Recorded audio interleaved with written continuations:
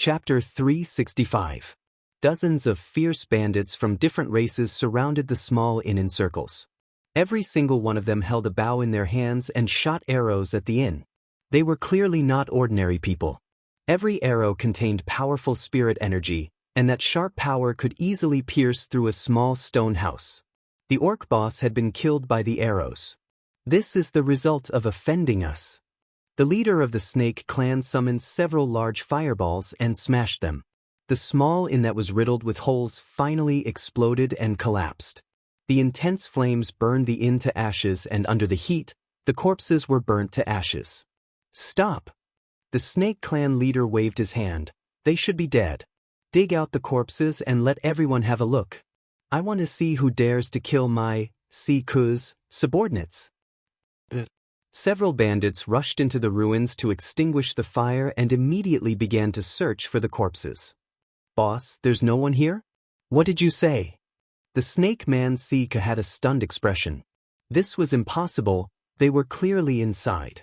Could they have evaporated into thin air? At this moment, a voice came from behind him. Hey, are you looking for us? Siku turned around and 5 people appeared behind him. They were less than 10 meters away, and it seemed like they had been standing here for a long time, but Siku did not notice them at all. 4 humans and 1 elf. Weren't these the fellows that had offended him? Now they were completely unharmed and had mysteriously appeared behind him. Meng Yingying saw their appearance and said in a disgusted voice, "What kind of race are these? Why are they all so ugly?"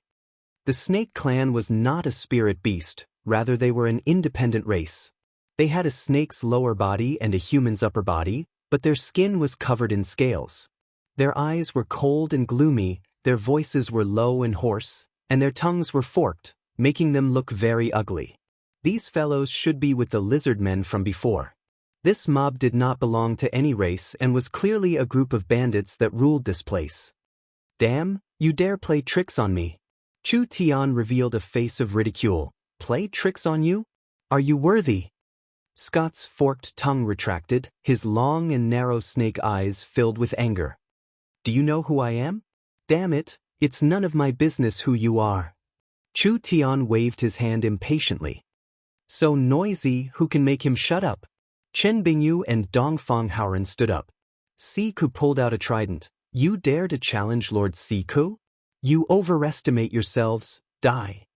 Siku's 3-meter-long tail jumped up and he shot out from the ground, charging forward like a meteor. A dark green viper source spirit appeared and the surroundings were filled with a green poison fog. A poison-attributed source spirit? This kind of attribute was indeed a little difficult to deal with.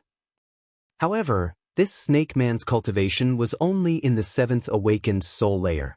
Although he had reached the true soul realm, if he was placed in the 3 great clans, he would be considered a senior elder. He could be considered a first-class expert in the southern Xia, but meeting Chu Tian's group, he could only be considered unlucky. In the end, Chen Bingyu directly grabbed the trident. Siku revealed a sinister cold smile, seeking death. The trident released a large amount of dark green poison that instantly exploded onto Chen Bingyu's divine sense. This poison was very corrosive and could easily corrode a true soul realm cultivator's protective spirit energy. This girl dared to block this attack with her bare hands. She was no different from a dead person. Who would have thought that Chen Bingyu would not react at all? This strong corrosive poison could not corrode the starlight immortal body and could not harm Chen Bingyu at all. Instead, an extremely cold energy was released from Chen Bingyu's body. All of the poison was frozen and sealed. The ice spread along the trident to the snake race's entire body. The snake man saw that the situation was bad and immediately retreated. A pitiful cry rang out. Siku retreated, but with a kacha sound, both his arms were broken. His frozen arms fell to the ground along with the trident. This fellow's hands were completely crippled. Everyone was stunned. Siku was not weak, but he was easily defeated. This human girl did not even use her full strength. This meant that this human's strength far surpassed everyone's imagination. If you dare kill me, you'll definitely regret it. Siku retreated in fear. Dongfang Haoren's source spirit turned into a giant flaming sword. He stepped off the ground and soared into the sky, instantly appearing in front of Siku. Wait a minute. I am the great spider Count Cannon's subordinate. He did not even finish speaking. Dongfang Haoren passed by his body. That terrifying sword glow did not cut his body in half, rather it cut a large piece of flesh and blood, leaving a deep mark on the ground. The boss is dead. Everyone quickly run. These wild bandits usually bullied the people of this small village. When had they ever met such a powerful person? They were so scared that they pissed their pants. Chen Bingyu and Dongfang Haoren charged forward. There was a series of pitiful cries and begging for mercy, but in just a short few seconds, everything returned to normal. If they weren't ice shards, they had already been chopped into meat paste. In short, there was not a single person left standing. Siku is dead. Siku is dead. These bandits were clearly the tyrants of this small town. When the snakeman and his subordinates were killed, the other people in the small town all revealed looks of shock. Everyone calm down, everyone calm down. Chu Tian felt good about himself and immediately raised his hands and said, everyone doesn't need to thank me or worship me. Eliminating evil for the people, punishing evil for the good, this is what I should do. Vivian said in a doubtful voice, Big Brother Chu Tian, they don't seem to be thanking us. How could that be? Chu Tian was a bit stunned. When he looked over everyone, not only did they not shed tears of gratitude, they all revealed looks of fear. Siku has been killed. This small town is finished. This small town is finished. Damn, where did these people come from? We built this small town with great difficulty and it was destroyed by them. Quickly leave. Cannon's anger is not something we can endure. These people did not have any joy, rather they felt like a disaster was about to befall them. They looked at Chu Tian's group with eyes that did not have the slightest bit of gratitude, rather they were filled with anger and hatred. If it wasn't for the fact that they were strong, they would have already tied them up and offered them to Cannon for forgiveness. What is going on? Meng Yingying scratched her head. Could it be that killing a few bad people is something wrong? What kind of logic is this? When she saw eyes filled with anger, fear, and blame, Meng Yingying felt like her 3 views had been turned upside down.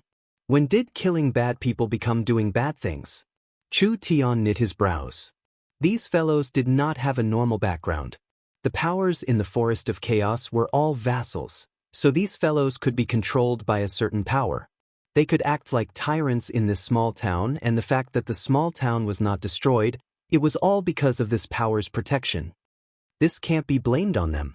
Chu Tian patted Meng Yingying's shoulder. It is not easy for these low-level powers to have a small town. Many villages rely on this small town to survive. Now that the small town can't be protected, of course they hate us. Then what do? We didn't do anything wrong. Chu Tian shrugged his shoulders. Could it be that we have to swallow this humiliation after being bullied to this point? That's not my style. Don't think about it too much. There are many things in this world that can't be said right or wrong. Let's go to these fellows' nest first and see if there are any clues. It would be best if we can investigate the origins of that reptile Count. I don't want to cause trouble for no reason. Who is the spider Count Cannon?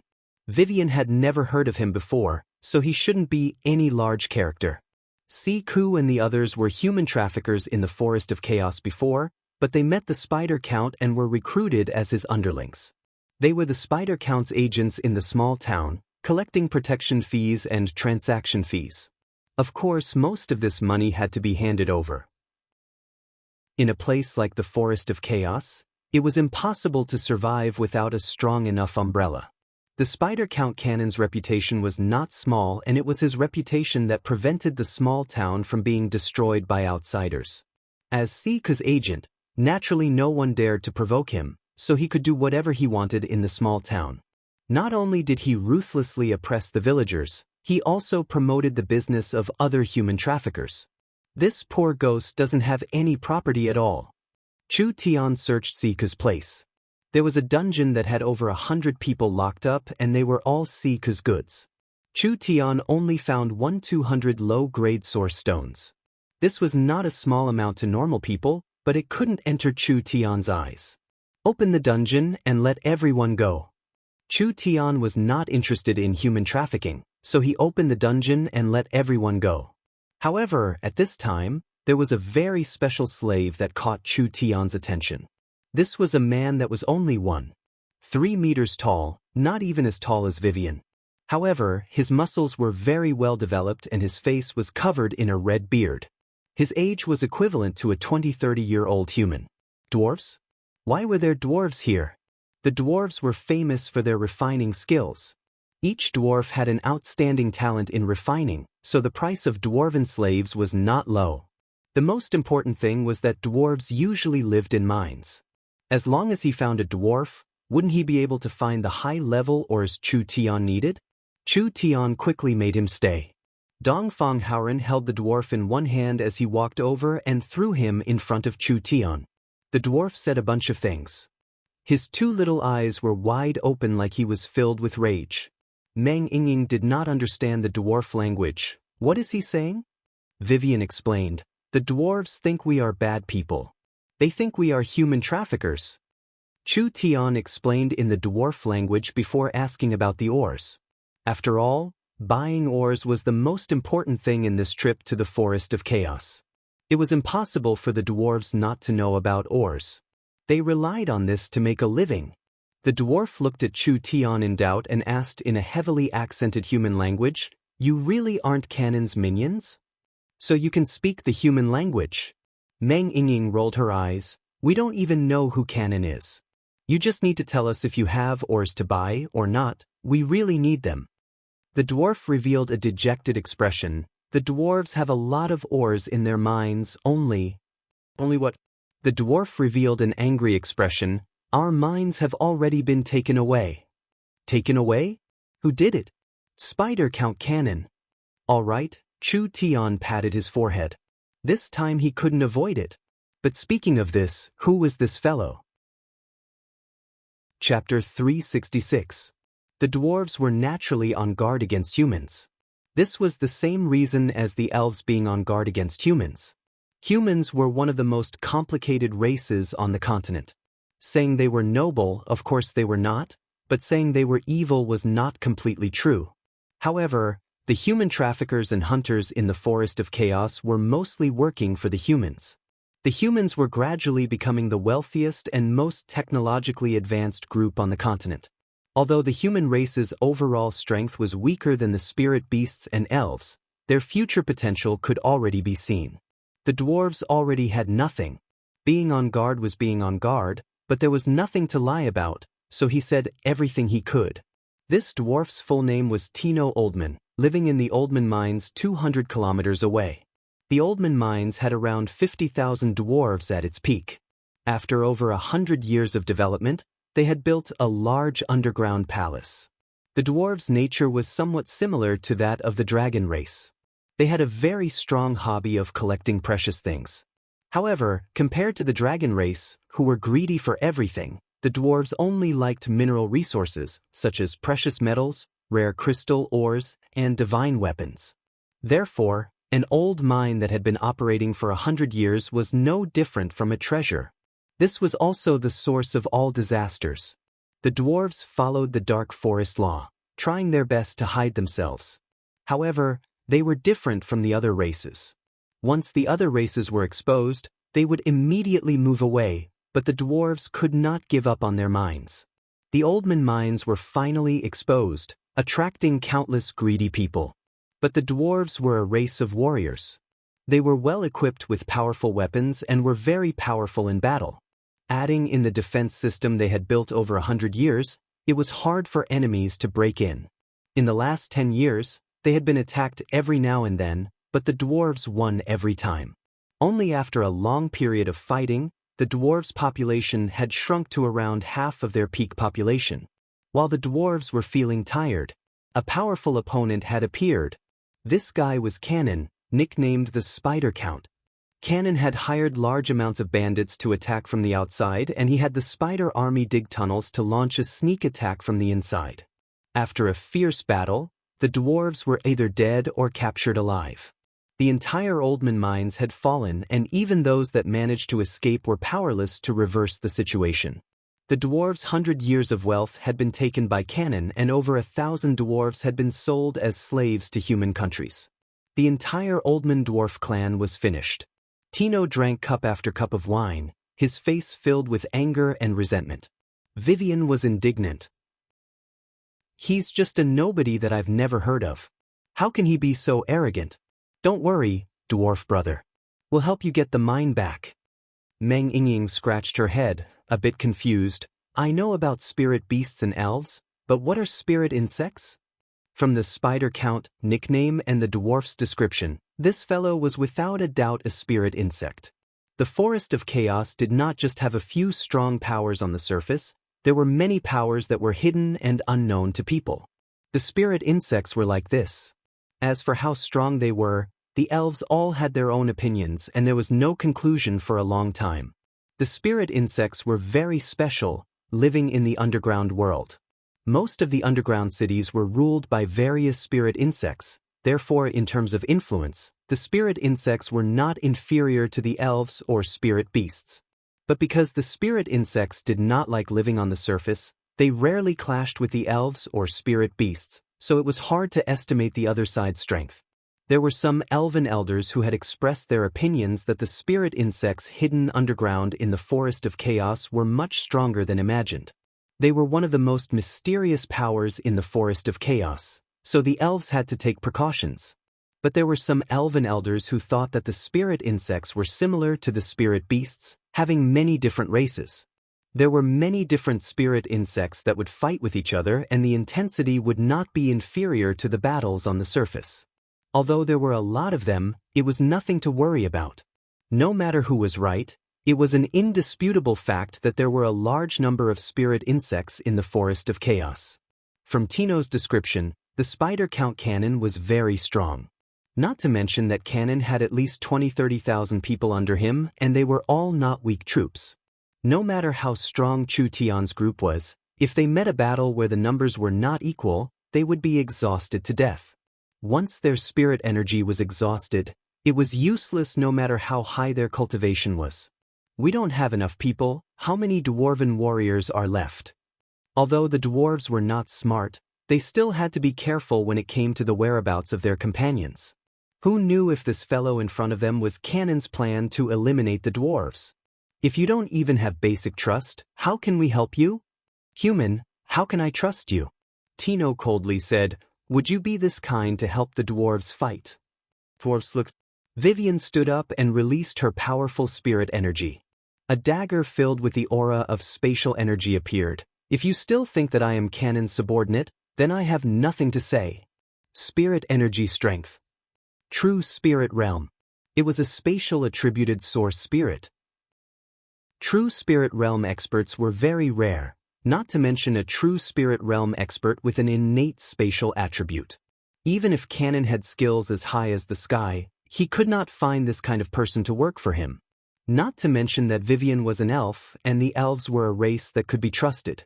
The dwarves have 5,000 warriors retreat to the new mines to prepare for battle. Tino did not hesitate as he immediately stood up and said, as long as you help the dwarves take back the Oldman mines, the dwarves will agree to whatever you want. 5,000 people? This number was a bit small, but it was enough. This place was very far from southern Xia, so it was not convenient for Chu Tian to bring the army over, so he could only make do with what he had. The dwarves were brave warriors, so 5,000 people was not a weak battle force. The dwarves' gathering place was a new mine that had been developed for less than 2 years. On the surface, it looked like a cave. There were a few long rails inside, and huge black iron carts were placed on the rails. The smelting room had just been built, so it looked very simple. The 5,000 dwarves were hiding here, planning to take back the Oldman mines that belonged to the dwarves. Although they knew that fighting with the strength of 5,000 people was no different from sending themselves to death, the dwarves were a stubborn race, so they would give it a try no matter what. Tino brought back reinforcements at this time, and the other dwarves were very surprised. An old dwarf chief was questioning the strength of these people. After all, whether it was the humans or elves, they all looked very young. Chu Tian felt that if he wanted to negotiate with these fellows, he had to show his strength first. Yingying, come out. Chu Tian directly said to the dwarf chief, "This is the one with the lowest cultivation among us. If the old chief can harm a single hair on her head, we will help the dwarves for free." "Arrogant human," the old chief disdainfully said, "I am in the 8th awakened soul layer and the dwarves have a strong cultivation technique. Even a 9th awakened soul layer cultivator would not dare say they would be unharmed, so why are you this confident?" "This is only a bet," Chu Tian softly said. "If you can't harm her after we defeat Cannon, I want half of the wealth in the dwarves' mines." Every dwarf was fuming with rage and anger. This fellow was too greedy. He actually opened his mouth and asked for half. The reserves in the Oldman mines were the dwarves' collection for 100 years. Cannon had only occupied the Oldman mines for half a year and most of the things had not been transported yet. This half was a shocking number. This fellow was simply asking for too much. "This is very fair." Chu Tian did not feel that his price was too high. "Without the help of the 5 of us, not to mention half of your 5,000 people, you would only be sending yourselves to death."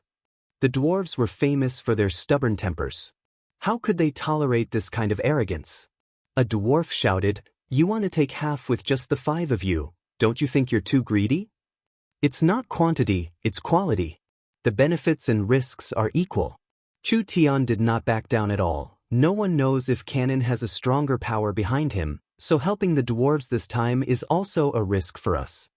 "All right, I'll bet with you." The dwarf pulled out a battle hammer. This hammer was completely black and was flowing with the glow of lava, releasing a strong aura. It was clearly a soul-contracting weapon. "I want to see if you can block my hammer." The might of a soul-contracting weapon was shocking. The old dwarf chief had a deep cultivation base of the 8th awakened soul layer.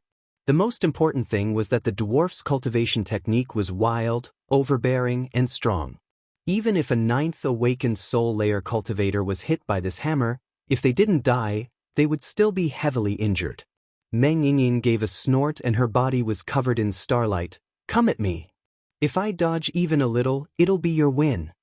The old patriarch let out a low roar, and the floor under his feet cracked from the oppressive force. The huge hammer erupted with intense flames, and the air in the entire mine was boiling hot. When the hammer was swung up, the surrounding space crackled, as if a fire dragon was dancing in his hand. Meng Yingying's brows jumped up. The dwarf's strength was truly overbearing.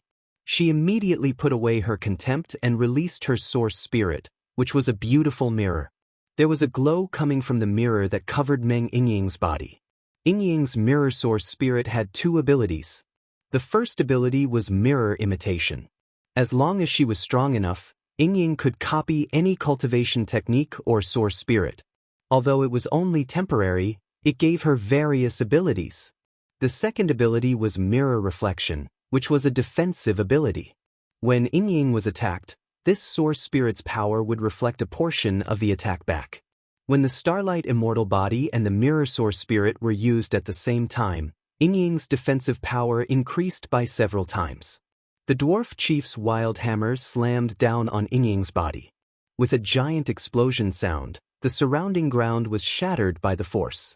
Meng Yingying only used her arms to block it, but she wasn't injured at all. "What?"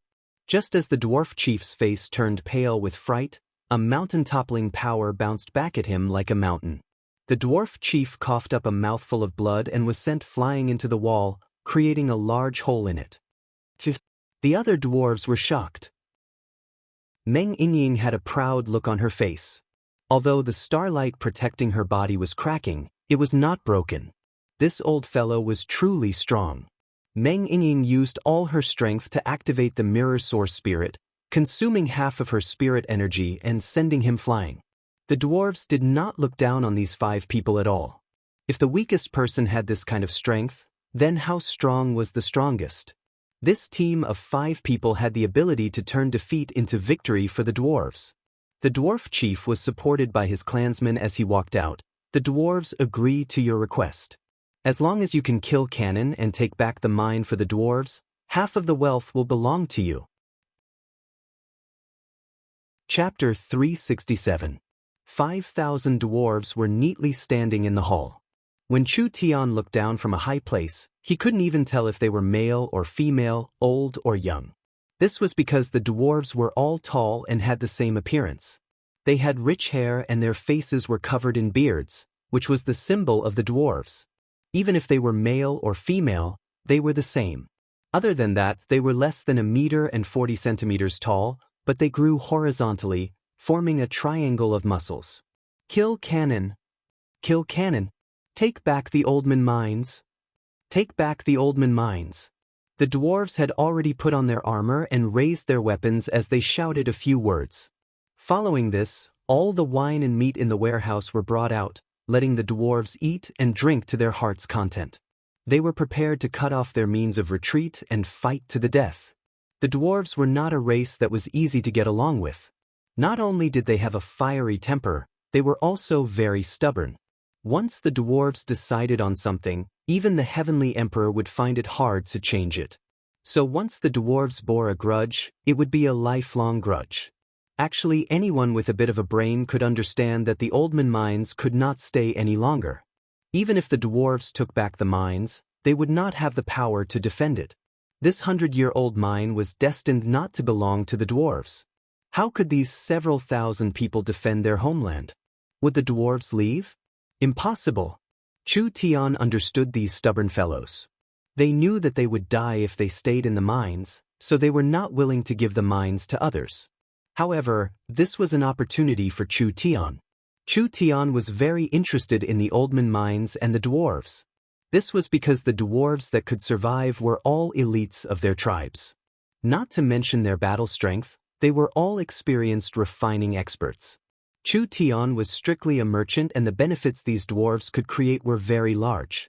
Miracle commerce was still lacking in refining materials and production. If he could take this chance to swallow Oldman's small town, wouldn't that make up for Miracle Commerce's shortcomings?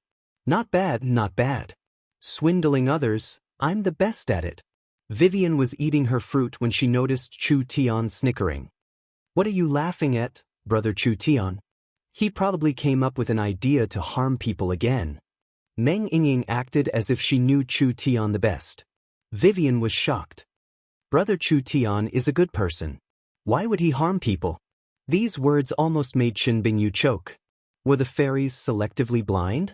Chu Tian had destroyed the barbarians' homeland without leaving any leeway. But now, the barbarians were singing his praises and shedding tears of gratitude. In the future, they would have to risk their lives to fight for him. Speaking of which, these barbarians had been cheated badly. Dong dong dong. The dwarves beat their war drums. The clan leader personally put on his armor and led his clansmen out. Chu Tian came over and said to the four of them, "We should also go." The Oldman mine was at the end of a canyon. This canyon was very inconspicuous in the forest, and if a flying demon beast swooped down from the sky, it would be a very common terrain in the forest. There was nothing special about it at all. Who would have thought that there would be several energy veins underground that would even attract a group of dwarves? There were several canyons in this area, and each canyon had many branches. Although the terrain was very common, the structure was very complex. The main entrance of the Oldman mine was just a very common mountain wall. When Chu Tian looked into the distance, he saw that the entire mountain wall was covered in vines and moss. There was even a small waterfall hanging down, but no matter how carefully he looked, he couldn't see a single trace of it. It was just like a very common place. This is the Oldman mine. This wall has a mechanism designed by the dwarves. As the dwarf chief spoke, he took out a stone key that was more than a foot long. The key's structure was very complicated, and it was inlaid with several crystals of different properties. We just need to insert the key into it, and the stone wall will automatically open. Dwarven brothers, let us kill our way in and take back our property in the mine. The dwarves wanted to charge in against a common enemy. Wait a minute. Chu Tian stopped the reckless dwarves. Cannon has several times more people than you. There is no chance of winning if you charge in. We have to fight even if we can't win. Dwarven brothers are not afraid of strong enemies. That's right, Dwarven brothers are not afraid of strong enemies. We have to kill Cannon even if we have to risk our lives. Don't be excited. Chu Tian said to the dwarves, since we are not in a rush, we should wait a bit and let us sneak in and assassinate Cannon. This way, the spider army will be in chaos and won't you have a better chance? Assassinate Cannon? The dwarf chief's face slightly changed. You can do it? Other than here, there is no other place we can go. Would I say something I couldn't do? Chu Tian first asked for a detailed map of the Oldman mine. When he looked over the environment of the Oldman mine, he couldn't help being amazed. The scale of this mine was very large. The dwarves had turned this place into a large underground palace. The Oldman mine's design was very reasonable. The entire underground palace was divided into upper, middle, and lower levels. The excavation area and the refining area were at the bottom level, with 6 large dwarven mines and several dozen craftsmen's houses. The living area and storage area were in the middle level, with over 20,000 rooms and 15 streets. The top level was the breeding, cultivation, and activity area. There were over 800 houses here, as well as a special area for growing crops. The entire mine was in the shape of an inverted trapezoid. The higher the level, the larger the space. It could hold over 100,000 people at the same time. If they could solve the problem of food and living resources, even if 200,000–300,000 people lived here, it would still be possible. How is this a mine? This was simply a small underground city. I want you to bring us in. Chu Tian gave the map to Vivian. Can you see if you can do it? Of course, there's no problem. Vivian raised her chest and confidently agreed, but she had a worry. Only I don't know the situation in the mine and I don't know where Cannon will appear. If we teleport in and appear in the middle of a large group of enemies, wouldn't that be walking right into a trap? The little fox stretched out its head. It was unknown when a large jade ball had appeared in its hand. This was not a normal jade ball. There was a pupil on it that released an indescribable might. Stop showing off. Chu Tian directly slapped the little fox's butt. Get to work. The little fox gestured a few times with its claws. You little fellow, you're actually bargaining with me again. It's been too long since I've beaten you. Are you itching for a beating? Chu Tian understood the little fox's style very well. This fellow would not do anything without benefits, so he could only agree, all right, I'll give you a portion of the benefits when the time comes. Vivian did not understand Chu Tian's pet too well. She only knew that this fellow had a bit of skill. Moreover, it was very understanding and its intelligence was higher than a normal human's. The little fox obtained a satisfied answer and began to release its divine sense while holding the divine eye. After a few seconds, the little fox opened its eyes and those sparkling eyes released a glow. It immediately jumped onto Vivian's hand and used its claws to point out a location on the map. No problem. Vivian used her spatial energy to lock onto the location and brought everyone over one by one. Bringing people to teleport used up a lot of energy, and if there were too many people, even she wouldn't be able to handle it. For people used up a third of her spirit energy, so she didn't dare bring more people in. The last one to enter was Meng Yingying. Meng Yingying felt the scenery change and she suddenly appeared in a completely unfamiliar environment. All sides were sealed off and there was not a single light, but it was not dark at all. Rather, it was very bright. Meng Yingying gently took a step forward. Hua! This was the sound of a bunch of silver jades colliding, sounding very clear. Looking over, Meng Yingying was stunned. Because her 2 feet were stepping on a large silver river, she had accidentally kicked it and a large amount of metal was scattered. It shined with light, just like flowing water. Meng Yingying picked up a silver ingot that was silvery white and covered in a faint glow. This was clearly a kind of mithril energy metal. The entire ground was covered in this kind of metal. When she looked around, she was shocked to find that this magnificent silver river was just a small stream. There were mountains of materials all around them, with the majority of them being metal materials and most of them being level 3 and above high-level materials. This is too much. Meng Yingying excitedly said to Chu Tian, this is what miracle commerce lacks. We'll split these materials and we can immediately make weapons. There were so many high-level metal materials here. How many storm rifles and source energy cannons could they turn into? Miracle Commerce's technology would all be developed by leaps and bounds. Come back here for me. Chu Tian grabbed the little fox's tail and pulled it out from the mountain of treasures. You little fellow, I finally understand why you chose this place. The little fox's mouth was filled with metal essence and it swallowed it all into its stomach, turning into a gray fog. Chu Tian felt his hands become empty as the little fox jumped several meters away. With a speed visible to the naked eye, a small mountain was swallowed into the little fox's stomach. Little fox, why are you so disobedient? Meng Yingying was a bit puzzled. This is all metal. Can you digest it after swallowing it? The little fox looked at Meng Yingying with a look of disdain. You can even ask such a stupid question? This fox does not need this scrap metal, but master needs it. This fox will first store a portion in my stomach and wait for a good price. When the time comes, I can fiercely rip off master. This bastard would tear the roof tiles if he wasn't beaten for 3 days. This damn fox was asking for a beating. It had to be properly taught a lesson. How could this little fox be caught that easily? Chu Tian was brought everywhere by it, but he couldn't catch it at all. The treasure room's door suddenly opened. What is going on? Why is there a sound coming from inside? Several strange intelligent races walked into the treasure room. They looked like a mix of humans and spiders.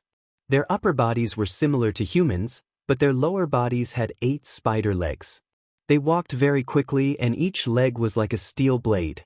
Spider race, a kind of spirit insect. Chapter 368.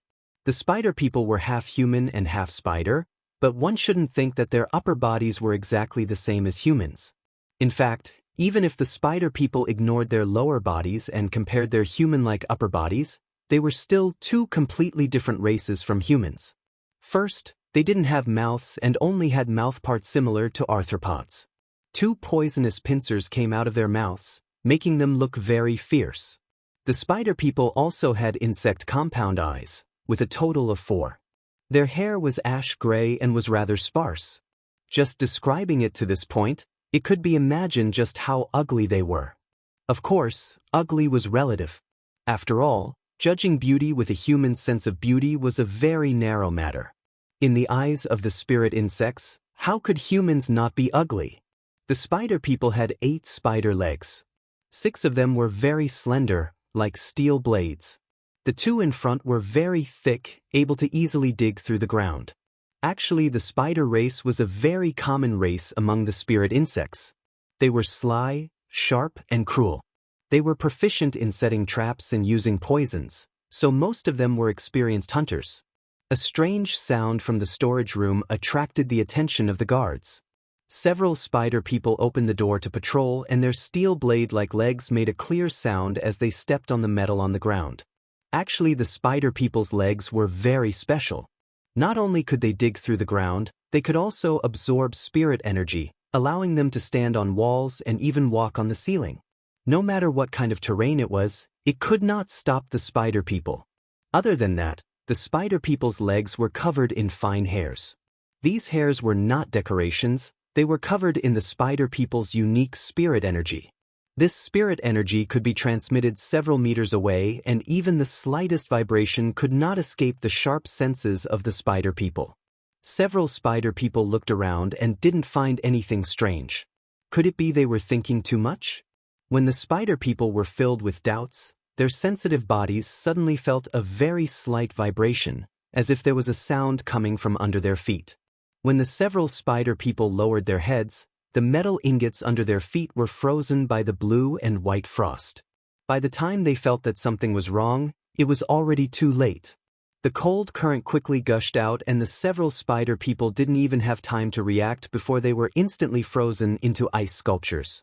Chu Tian used his sword to hit each ice sculpture and they instantly shattered into pieces. Hurry up! The little fox was a bit unwilling to take out the eyeball. Its divine sense spread out with the divine vision and everything in the Oldman mine, even the most inconspicuous detail could not escape its sight. On the 2nd floor of the luxurious palace, there was a particularly burly and majestic arachne sleeping amidst a large number of the dwarf's precious collections. Only half of his body was exposed. This spider person was not the same as the others. Although his body structure was also half spider and half human, his body was almost twice the size of a normal spider person. The skin on his upper body was greenish-black, and the surface of his body was covered with strange totems and incantations. He was wearing a gorgeous armor and a purely decorative cloak.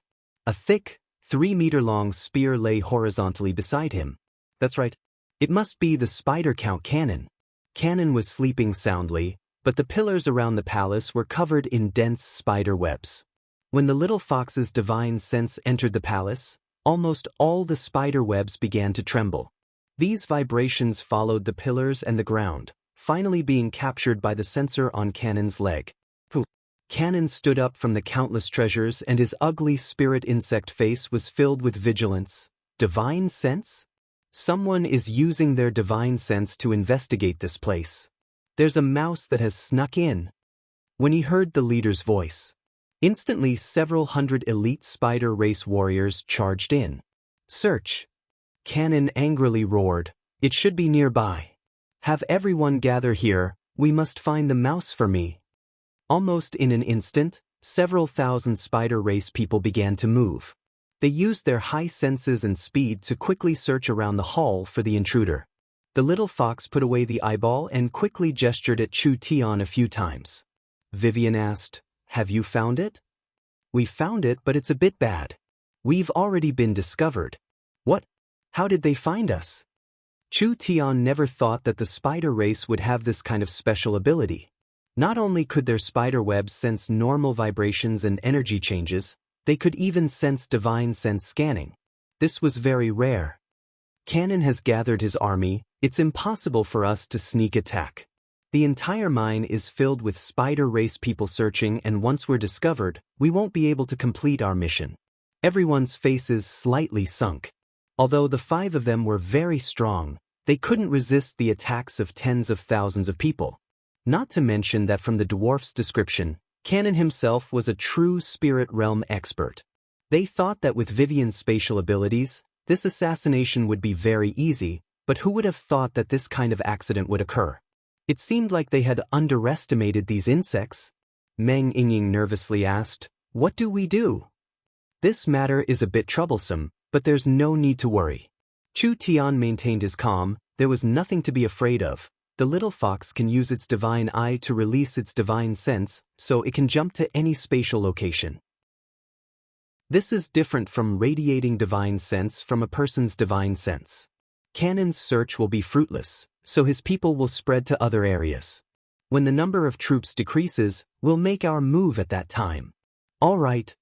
It was just like what Chu Tian had guessed. Cannon thought that the intruder was nearby or even in the palace, so he gathered several thousand people to search every corner, not letting go of a single corner.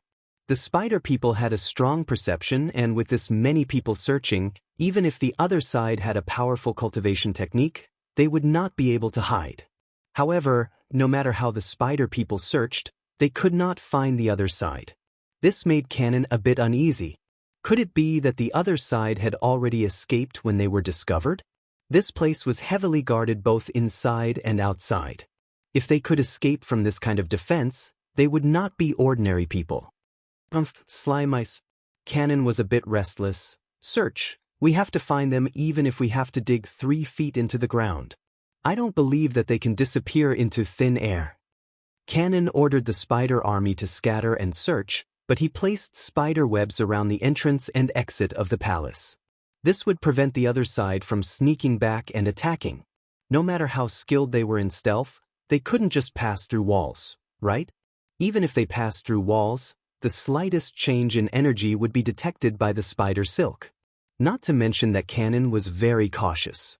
On one hand, he sent people to search, on the other hand, he left 200 elites by his side. This was enough to deal with any sudden situations. Cannon could not understand, why would someone run in here? Just as he was feeling perplexed, the surrounding spider's silk trembled again. This time, it was no longer a divine sense scan, but a kind of violent energy disturbance. An incomparably sharp force directly repelled the other forces in the space, forcibly tearing the space apart. This is bad. Spatial energy. Cannon was shocked. Be careful, there's an assassin. Vivian tore open a spatial passage and a few people charged out. More than 100 spider bodyguards surrounded Cannon. Vivian raised her sword and sent out a spatial slash, slicing more than a dozen bodyguards in half at the waist. This kind of spatial attack could not be defended against at all. Because a slash formed from a spatial distortion, it was an attack on the spatial level. No matter how dense or strong a material was, it could not resist this kind of tearing. Cannon quickly released his spirit energy, attempting to use his energy to disturb the surrounding space and reduce the success rate of the spatial attack. He loudly shouted, "Kill them!" The spider guards charged forward with their weapons in hand. Chen Bingyu and Dongfang Haoren charged out from the left and right, instantly sending several dozen spider guards flying. Cannon felt that something was wrong. These people were very strong and the guards could not stop them, so he had to call for more troops. He released some energy into the spider silk, and the energy was immediately sent to all parts of the spider silk. Almost every spider clan member received this urgent message and immediately rushed towards the main hall. There was the sound of the spider army charging in all directions. In at most a few seconds, this place would be surrounded. Meng Yingying quickly shouted, "Vivian, quickly kill him!" Vivian sent out a spatial slash and Cannon's energy had already filled the surroundings. Although his cultivation couldn't stop the spatial attack from forming, he could still slow down the speed of the spatial slash. Cannon pulled back in time and dodged the attack, but one of his legs was still cut off. "Consider yourself lucky." Vivian gave a snort and began to condense more spirit energy. Cannon was a true spirit expert, but he was only in the first true spirit layer. This elf with spatial energy was at least in the third true spirit layer, so she was definitely not his match. She had to quickly run. Pooh! Cannon spat out a large cloud of poison mist and was about to run away. Flame Demon Transformation. Chu Tian turned into a flame demon and entered his second state. Like a sharp meteor, he chased after Cannon and slashed out with a flaming sword. Seeking death. Cannon could feel Chu Tian's aura. This person's cultivation was around the 8th awakened soul layer. Even if he used a strange secret technique and was not weaker than a peak 9th awakened soul layer expert, trying to block a true spirit cultivator was still overestimating himself. He casually sent out a spear. Who would have thought that when Chu Tian sent out a full strength slash, he would release the demon god sword source spirit. This source spirit that was close to the god level immediately increased the might of the sword glow by several times. Ding! A crack appeared on Chu Tian's starlight barrier and he was sent flying several meters. Cannon only took a step back, but he revealed a look of disbelief. Although it was true that Cannon had the upper hand, with his trivial awakened soul realm strength, forcing back a true spirit cultivator, this was an impossible matter. After Chu Tian's cultivation increased, this was the first time he had made a move, so he was satisfied. Cannon's cultivation was only a bit weaker than Malim's. Being able to fight with this kind of opponent without being injured, this was enough to make Chu Tian in the 8th awakened soul layer feel proud. This did not mean that Chu Tian had a chance of winning. Actually, without using the power of his main source spirit, Chu Tian would not be able to last more than 10 rounds. But this was not important. Chu Tian did not need to personally fight with him, it was enough as long as he stopped Cannon. Vivian's explosive power turned into a dozen spatial slashes that descended at the same time. No! Cannon gave a pitiful cry as he was cut into several pieces. Any protective spirit energy or defensive cultivation technique was useless as he was cut into pieces like tofu. Chapter 369. Cannon was a peak expert that could stand shoulder to shoulder with the refined ruler and the burning sun ruler, but in a place like the Forest of Chaos, he could only be considered a third-rate expert. The Warhound's Kingdom's Fong King with his third true spirit layer cultivation was not Vivian's match, so there was no suspense in this battle at all. Chu Tian could have just sent Vivian out because of the Void Escaping's special property. As long as the attack did not surpass a certain threshold, no matter how many attacks there were, it would be useless against Vivian. Therefore, as long as the little fox found Cannon's position, Vivian would have a chance to kill him by herself. This was not a very hard or dangerous task. Of course, in order to prevent Cannon from using special methods to escape, the dwarves would think that Chu Tian had risked his life to help them. In order to kill more enemies and create more chaos, Chu Tian still brought others with him. After all, there was a large difference between lifting a finger and risking one's life in the eyes of the dwarves. Vivian's spatial attacks consumed a lot of energy, so she was not good at group fights. She could only attack important targets, and if they were comparing the number of enemies she could kill, she could not even compare to Chen Bingyu. The Count is dead. The Count is dead.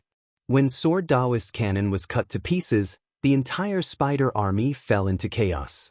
The spider race's ability to send information through spider silk was very useful, but it could also cause trouble at times. For example, when panic broke out, it could add fuel to the fire. The spider army was at least in the 9th body refinement layer, and the overall battle strength of the army was even stronger than the southern Xia storm cavalry. The mines were filled with traps left by the spider race and the fortifications left by the dwarves. If this army could calm down and rely on their current advantage, they might not be able to defend themselves. But in a world where there was a large disparity in strength, the strongest person was not just the leader of the army. In a sense, they were the spiritual pillars, and the death of a leader was a destructive blow to morale. Kill, disturb their troops. Chu Tian did not need to give any orders.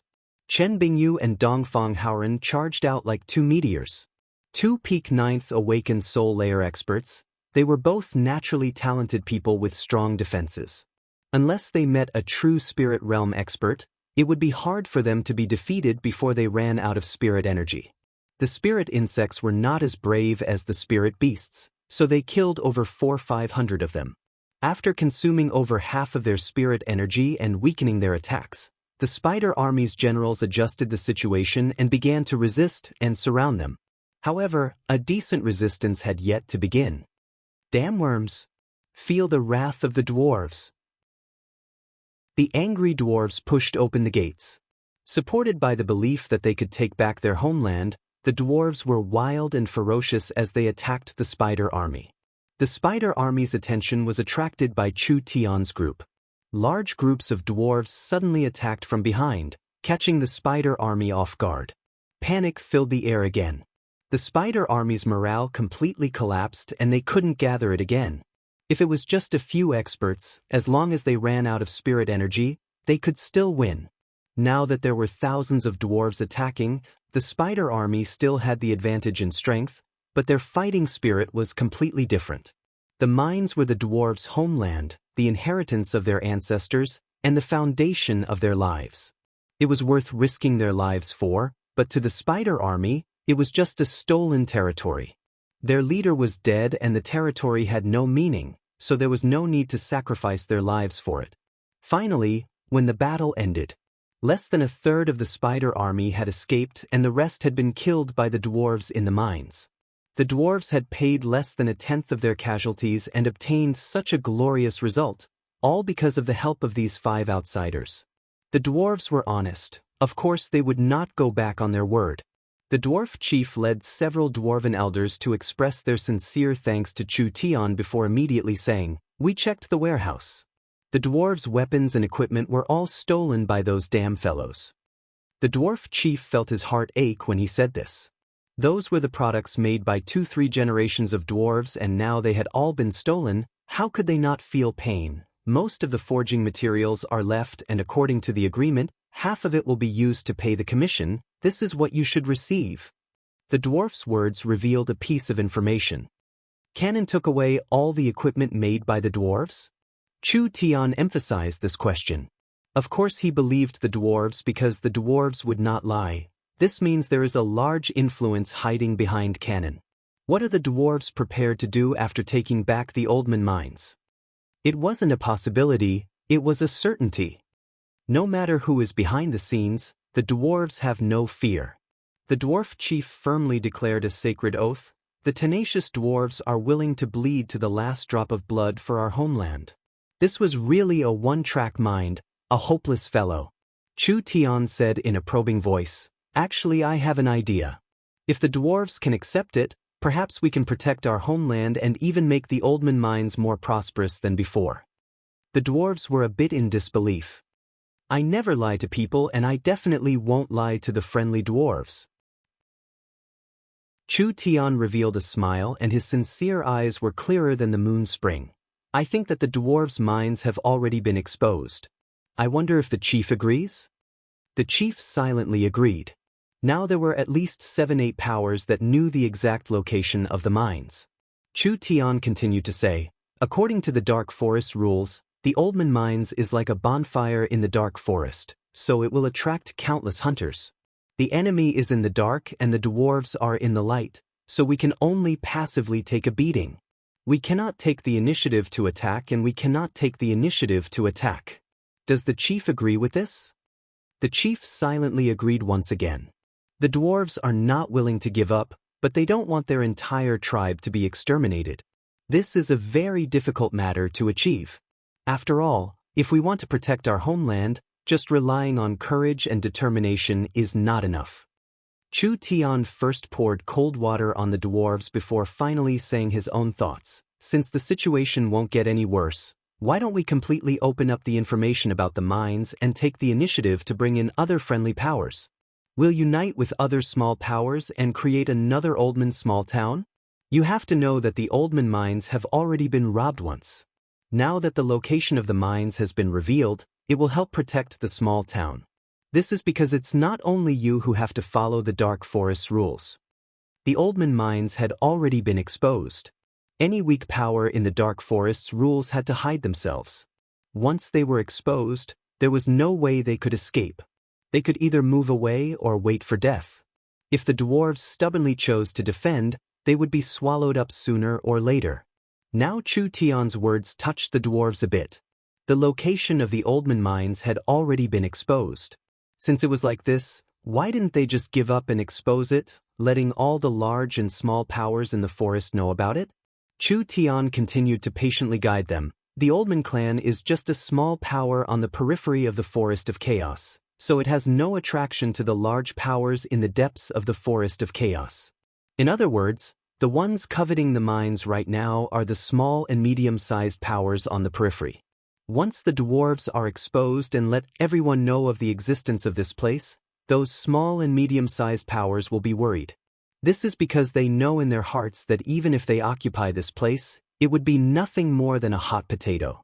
This place has already been robbed by the spirit insects, so I think most powers won't take the risk. The human's words were not without reason. Chu Tian stopped here and let the dwarves think about it, so he didn't say anything else. Come, let's get to work. Chu Tian called Vivian and Yingying over to arrange the array. When the dwarves saw the actions of the humans and elves, they all felt it was very strange. First they took out 5-6 strange energy pillars, and then they drew a very strange source energy array. Space warehouse, open. They spent 2 hours to arrange the array. Of course, this couldn't be compared to the laboratory. Vivian needed to personally use her spirit energy to activate the energy pillars and the array. Space twisted. Finally, a black hole-like spatial structure was opened. Chu Tian immediately shouted, Dongfeng, Big Sister Bing, put the materials in. Because the space warehouse's space was limited and Chu Tian didn't bring out many energy pillars, he couldn't transport all of the rewards the dwarves gave to Chu Tian, but he could at least transport the most important part. These materials were used to make the source energy cannons and storm rifles. When they saw the humans putting the materials into the space warehouse, the dwarves were all stunned. They had never seen such a strange thing before. With the energy being quickly consumed, Chu Tian knew that he had reached his limit. It's about time, close it. Alright. Vivian was covered in sweat from maintaining the stability of the source energy array. When she heard Chu Tian's order, she immediately closed the source energy array in relief. Meng Yingying said in a satisfied voice, with the support of these materials, the company will be able to make quite a few cannons. Only, our communication channel isn't open, so how will Elder Sister know that the materials have been transported? Don't worry. Vivian giggled and said, I've already completed a detection technique before I left. No matter where this space warehouse is, as long as it's opened, The laboratory will have a reaction. I think Big Sister Meng Qingwu has already found out and is calling people to unload the goods. That's good. Meng Yingying was completely relieved. We'll send the rest in a bit. The dwarves finally couldn't hold it in as they curiously surrounded them. What did you just do? This is called the space warehouse. Vivian proudly explained the space warehouse's use. Don't be envious. This is Chu Tian's unique invention. It can't be found anywhere else on the continent. It's the only one. The dwarves looked at each other. They could see the shock in each other's eyes. If the dwarves could also have a space warehouse, would they still be robbed by strong enemies? Where did these humans come from? How could they have this kind of wonderful technology? Chu Tian was not willing to talk about the space warehouse. What does the chief think of my suggestion? Even if this method works. The chief said with a sigh, but for a small town that has been exposed, where would we find a reliable ally to defend it with? After all, everyone in this forest has ulterior motives. That's also true. Chu Tian had been waiting for him to say this for a long time. Actually, our Miracle Commerce is interested in investing in Oldman's small town. The dwarves still have control over Oldman's small town, and Miracle Commerce will use this small town as a transfer point and small trading base. Of course, as an ally, Miracle Commerce will also take on the responsibility of protecting Oldman's small town. What was Miracle Commerce? The leader of the dwarfs hesitated. Uncle Dwarf, what are you hesitating for? Vivian couldn't help saying, the space warehouse is a wonderful technology. Our Miracle Commerce has a lot of it. Cooperating with our Miracle Commerce, the dwarves will not suffer a loss. The dwarves discussed with each other. They couldn't keep the Oldman mines, so why not take a gamble? Not only were these people strong, their backgrounds were not normal. Moreover, the matter of taking back the Oldman mines meant that the dwarves owed them a large favor, so most of the dwarves were willing to believe them. All right, we agree. Then, from today onwards, the Oldman mines will be changed to Oldman's small town. Chu Tian was secretly delighted. They were really too easy to trick. They had traveled tens of thousands of miles to come here, and their most important task had been completed. Miracle Commerce would establish their first stronghold on the edge of the Forest of Chaos, and this stronghold had a very important meaning. This meant that Miracle Commerce would use this as a springboard to spread their influence across the entire Forest of Chaos. They had finally taken the first step. Chapter 370. Southern Xia, Southern State City, Miracle Commerce. The 3,000 barbarian berserk soldiers were standing in neat rows with Shen Fengho and the Golden Arrow Marquis, the two Southern Summer Marquis standing on the left and right. There was also a beautiful fiery red-haired beauty standing high up on the steps. Do you want to get rich? Do you want to become stronger? Do you want to have more wealth and power? Nangong Yun was holding a large loudspeaker as she spoke to the large group of barbarians.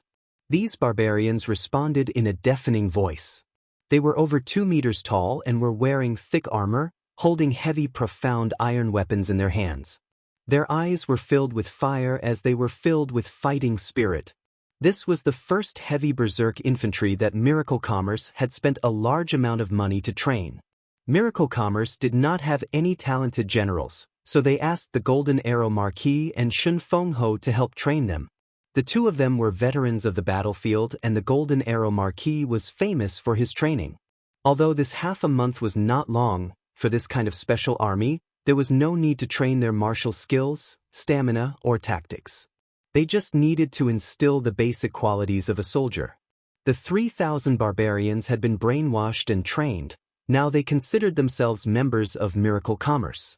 The barbarians were a barbarian race with a low status. How could they ever have a chance to stand out? Each berserker was the pride of their tribe and family.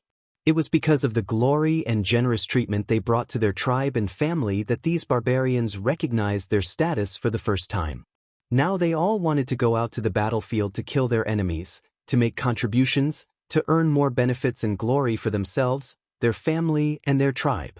How strong were the 3,000 barbarian soldiers? The Golden Arrow Marquis and Shen Fengho could not accurately describe it.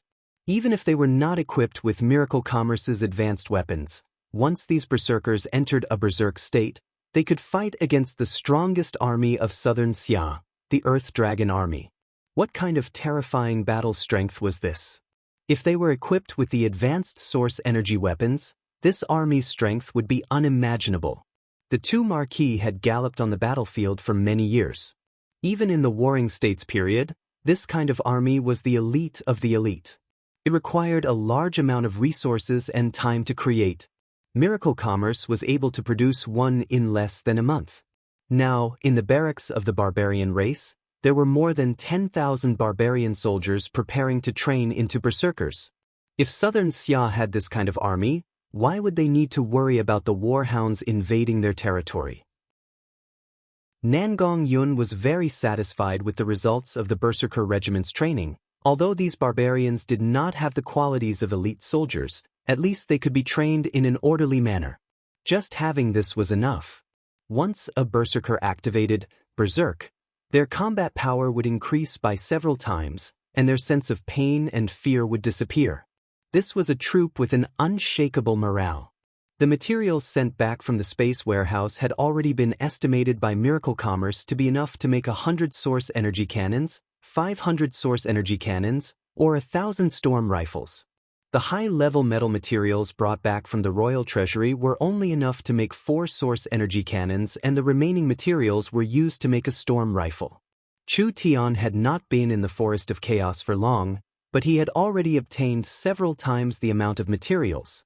If they were all made into weapons, Miracle Commerce would have a qualitative leap. Nangong Yun was very excited that the time was right.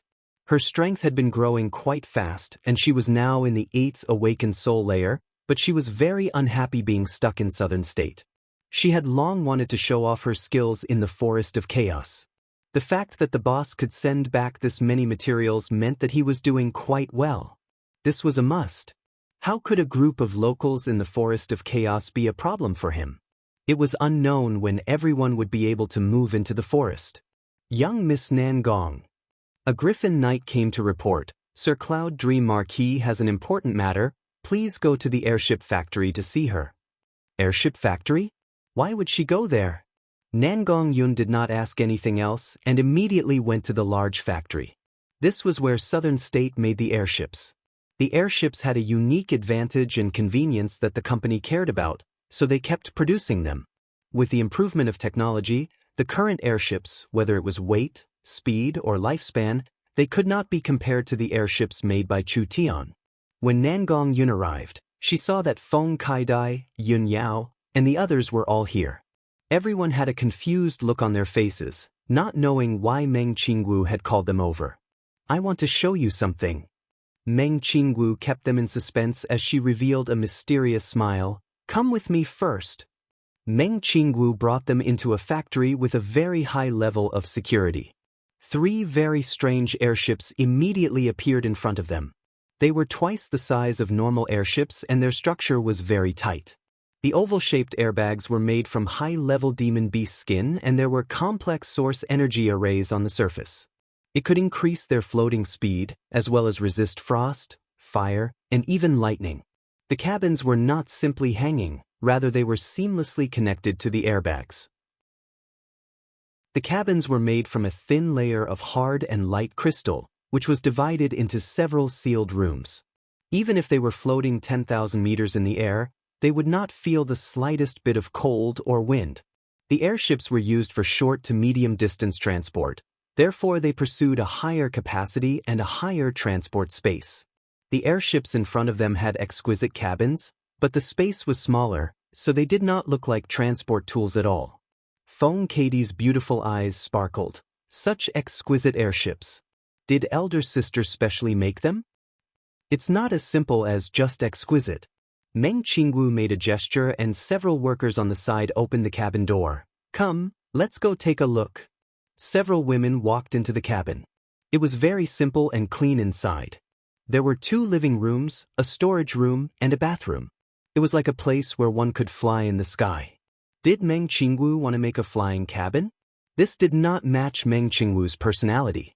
Everyone knew that this chairman was a practical person, never chasing after fancy and impractical things. Yun Yao opened a room. Isn't this a beast pen?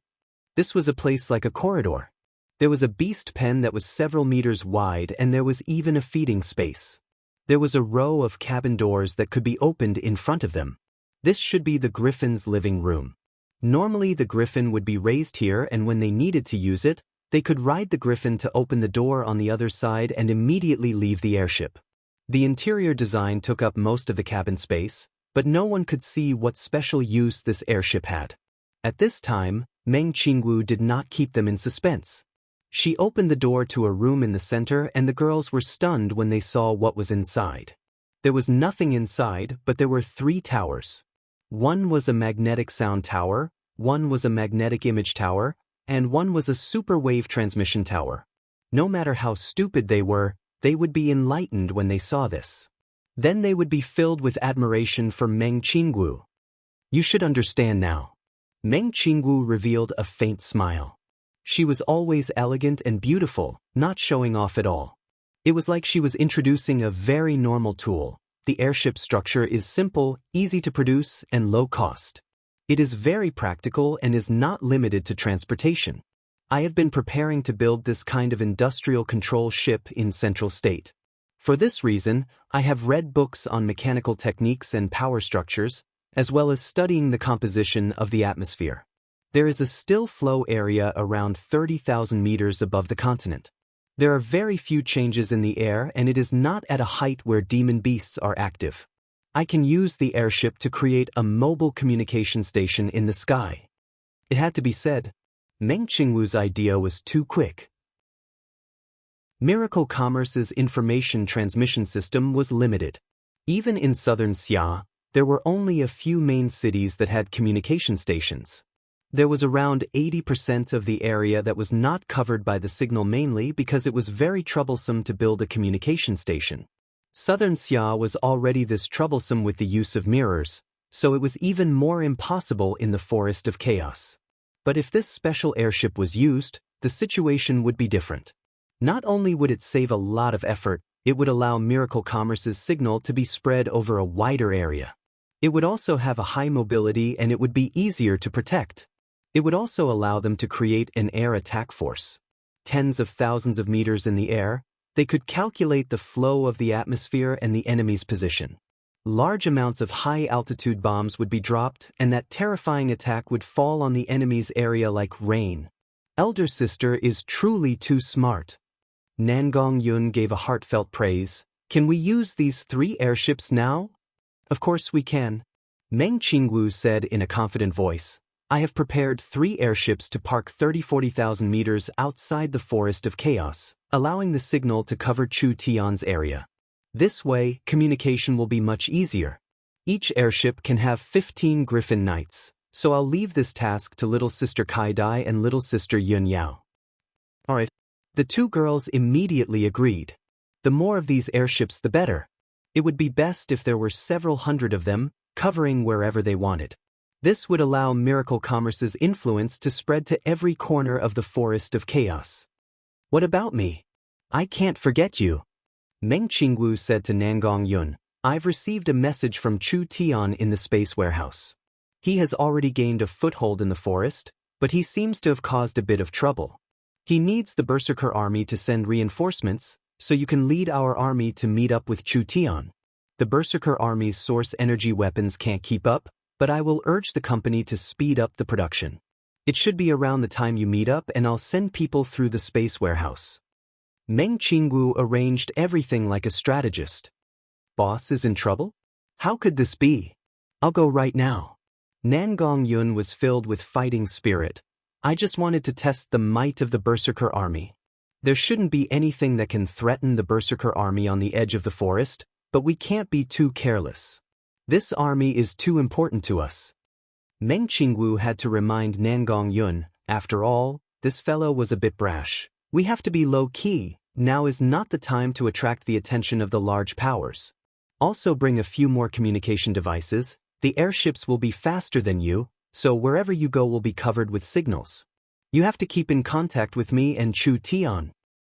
Understood. On the second day, they set off.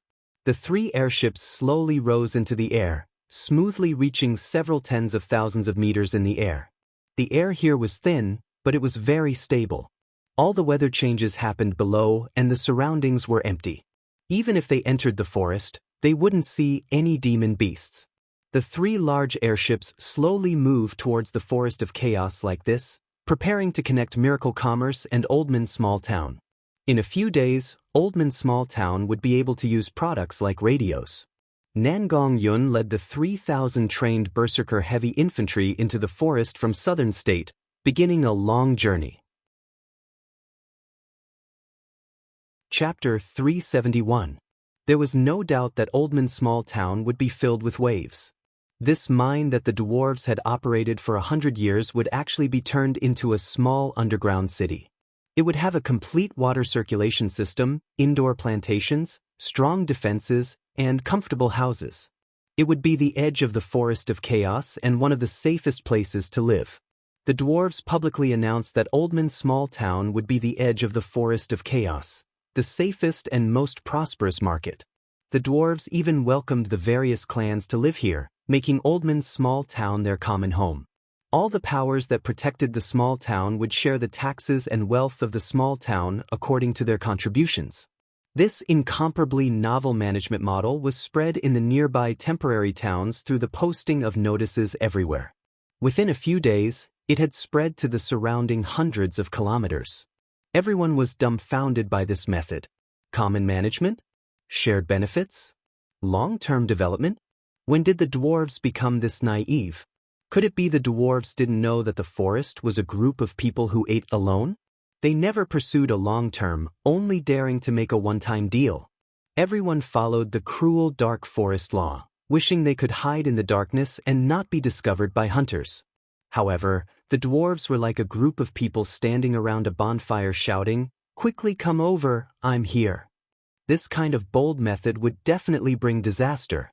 The forest of chaos did not lack hunters, and there was no lack of bandits that lived by plundering, so revealing their position was no different from seeking death. As for this ridiculous suggestion, no one cared about it. But the surrounding villages were stirred up. After Saldo Small Town collapsed, there were several villages that did not have a suitable place to trade. When they heard this news, they couldn't help wanting to come and take a look. When the several villages arrived at Oldman Small Town, they were all stunned by the scene in front of them. There was a giant screen hanging at the entrance, and the mirror-like screen was playing the situation of Oldman Small Town. It introduced the location and characteristics of the small town's market, introduced the benefits of doing business in Oldman Small Town, and also introduced the strategies for merchants to do business in the small town. This kind of novel advertising method made everyone's eyes light up. But everyone quickly found that they were surprised too early, because when they entered Oldman Small Town, an even more shocking scene appeared in front of them. Without a doubt, this was an underground city. There were many underground cities in the forest of chaos. Underground cities were hidden, sealed, dark, and airtight. However, Oldman Small Town completely subverted people's ideas. Not only was the air flowing very smoothly, the most important thing was that the small town was brightly lit. Huge electric lamps were hung high up, their light enough to illuminate the entire town. The underground palace built by the dwarves was grand and magnificent, and under the illumination of the lights, it looked especially dignified. Loudspeakers were placed on both sides to guide the guests. "It's amazing!"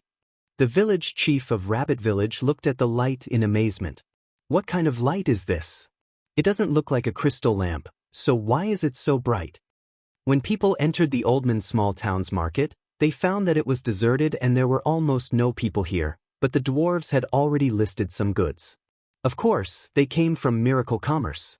Other than high-quality pills and talismans, there were also some simple and practical things, such as canned food, alcohol, electric lamps, cameras, and some of the more scarce daily necessities in the forest.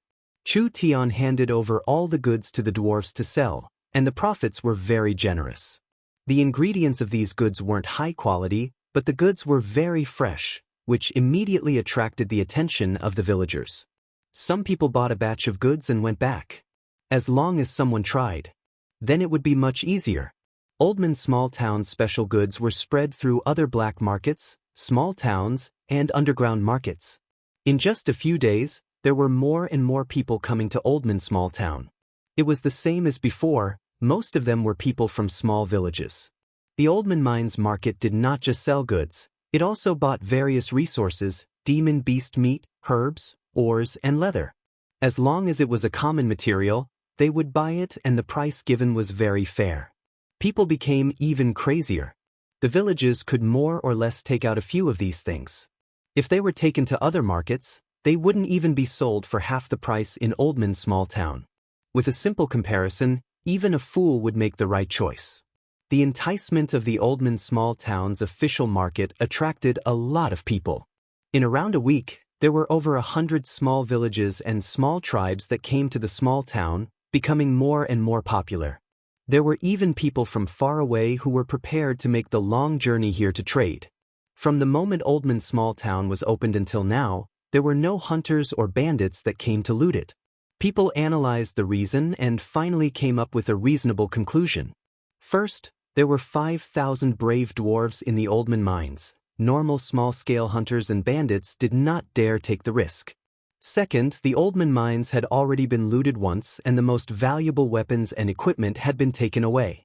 Third, the Oldman mines had already been exposed and everyone knew about this place. What meaning was there in attacking it? Instead, it was possible that a large power would come looking for it.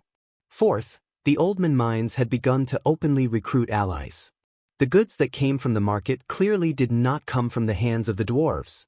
This meant that there were other powers involved in the Oldman mines and they did not dare enter without investigating it clearly. Like this, Oldman Small Town danced on the tip of a knife, not attracting any unexpected calamity. Instead, it made this small town famous. There was no large power protecting it, but no one dared to move against it. It was unknown when this delicate balance would be broken, but before it was broken, it was safe. There were large benefits here and no one would go against benefits. Now it was not only the small villages that came to Oldman Small Town to trade, there were some small and medium-sized powers that couldn't sit still and sent people to participate. The small town was filled with a flourishing scene.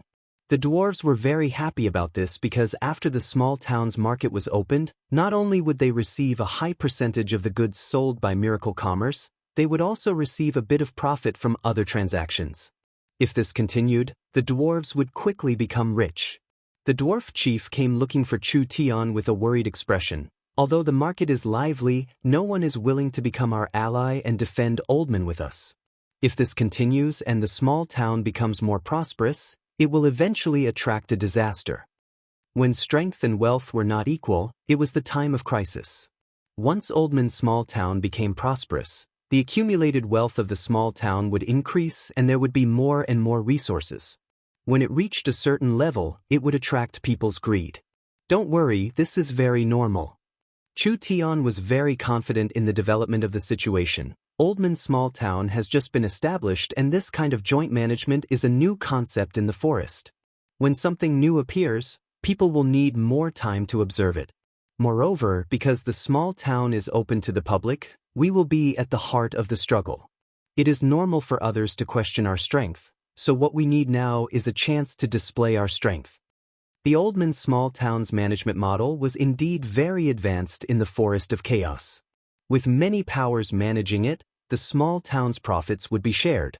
Whoever gave the small town more protection would obtain more taxes and benefits.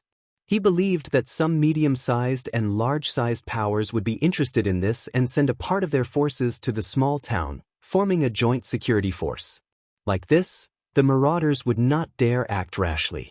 The dwarves were not afraid of losing control of the mines. After all, they were only sharing the market. The dwarves could still mine on the third floor and live as usual. At this time, the surrounding space began to fluctuate. Chutan, there's a situation. What is going on? We've found a bit of information. Vivian anxiously said to Chu Tian, there is a large group of spirit insects moving in the west and they seem to be coming our way. I suspect they are Cannon's companions. How many are there? I'm not too clear, but there should be at least several tens of thousands. They're finally here? From the moment Oldman's small town was opened, the small town would inevitably be challenged. Chu Tian was already prepared in his heart. As long as he became famous in the forest, there would be an endless stream of people coming. The spirit insects are good at digging holes. We have to be on guard. Chu Tian first wrote a letter in the space warehouse to ask the young miss for help. When he opened the space warehouse again after half a day, the letter had already been taken away and there were over 1,000 landmines in its place. Chu Tian understood the young miss' meaning and immediately called Vivian over to have her bury the landmines. These landmines were buried around 10 kilometers away from the small town and were buried around 10 meters underground. There were large amounts of tree roots on top, so it was not easy to trigger them on the surface. If something came from underground, it would be blown to pieces. In 2 days, the news of the spirit insect army attacking Oldman's small town spread like wildfire. The small town that had become lively with great difficulty instantly became deserted. Each village did their best to hide, avoiding being caught up in this battle. At the same time, they were paying close attention to this battle. Whether Oldman's small town was strong or weak, it would be decided in this battle. It wasn't just the small powers paying attention, even the large powers on the edge of the forest were paying close attention. When the battle was about to erupt, Chu Tian received the news that the young miss had used the space warehouse to transport large amounts of source energy weapons. This forest had already been covered by Miracle Commerce's signal. Chu Tian contacted Nangong Yun through the communication device and the 3,000 berserkers had already arrived at the Oldman mines. Chu Tian's heart instantly calmed down. With the source energy equipment, the berserkers, and the dwarves helping them, what was there to worry about? Chapter 372. The Spider Marquis Elvis was filled with rage. This was because his younger cousin, the Spider Count Cannon, had been killed by a group of lowly dwarves. They were all descendants of the Spider Queen Alexis. Alexis was one of the oldest spirit insects in the Forest of Chaos and her descendants were spread throughout the Forest of Chaos. Although they had their own influences, Cannon was Elvis's younger cousin from the same father, so they had a close relationship. These damn dwarves actually dared to kill his little brother. This was simply a provocation to Queen Alexis. Exterminate them. Suck their blood dry. Kill all of them. Elvis found the last 2 brothers with the title of Count and gathered the spider people on the edge of the forest. There was a total of 60,000 people, more than 10 times the dwarves. With these 3 powerful spider nobles leading the way, the trivial several thousand dwarves were just small fish and meat waiting to be sacrificed on the altar. The spider army charged into the valley where Oldman's small town was. The dwarves' mines are in front of us. Should we directly attack them? They were only 20-30 kilometers from Oldman's small town. With the spider army's speed, they could charge in and attack in one breath. The dwarves' mines are very strong. Send 30,000 people to dig into the ground and the other 30,000 will attack from the outside with me. Immediately move out. Elvis passed down his orders. The spider people began to dig. The spider people had special bodies and cultivated earth-attributed cultivation techniques, so they could easily dig the ground and even move through the ground. Attack!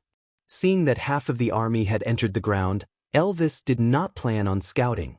It was just a trivial 5,000 dwarves, there was nothing to scout.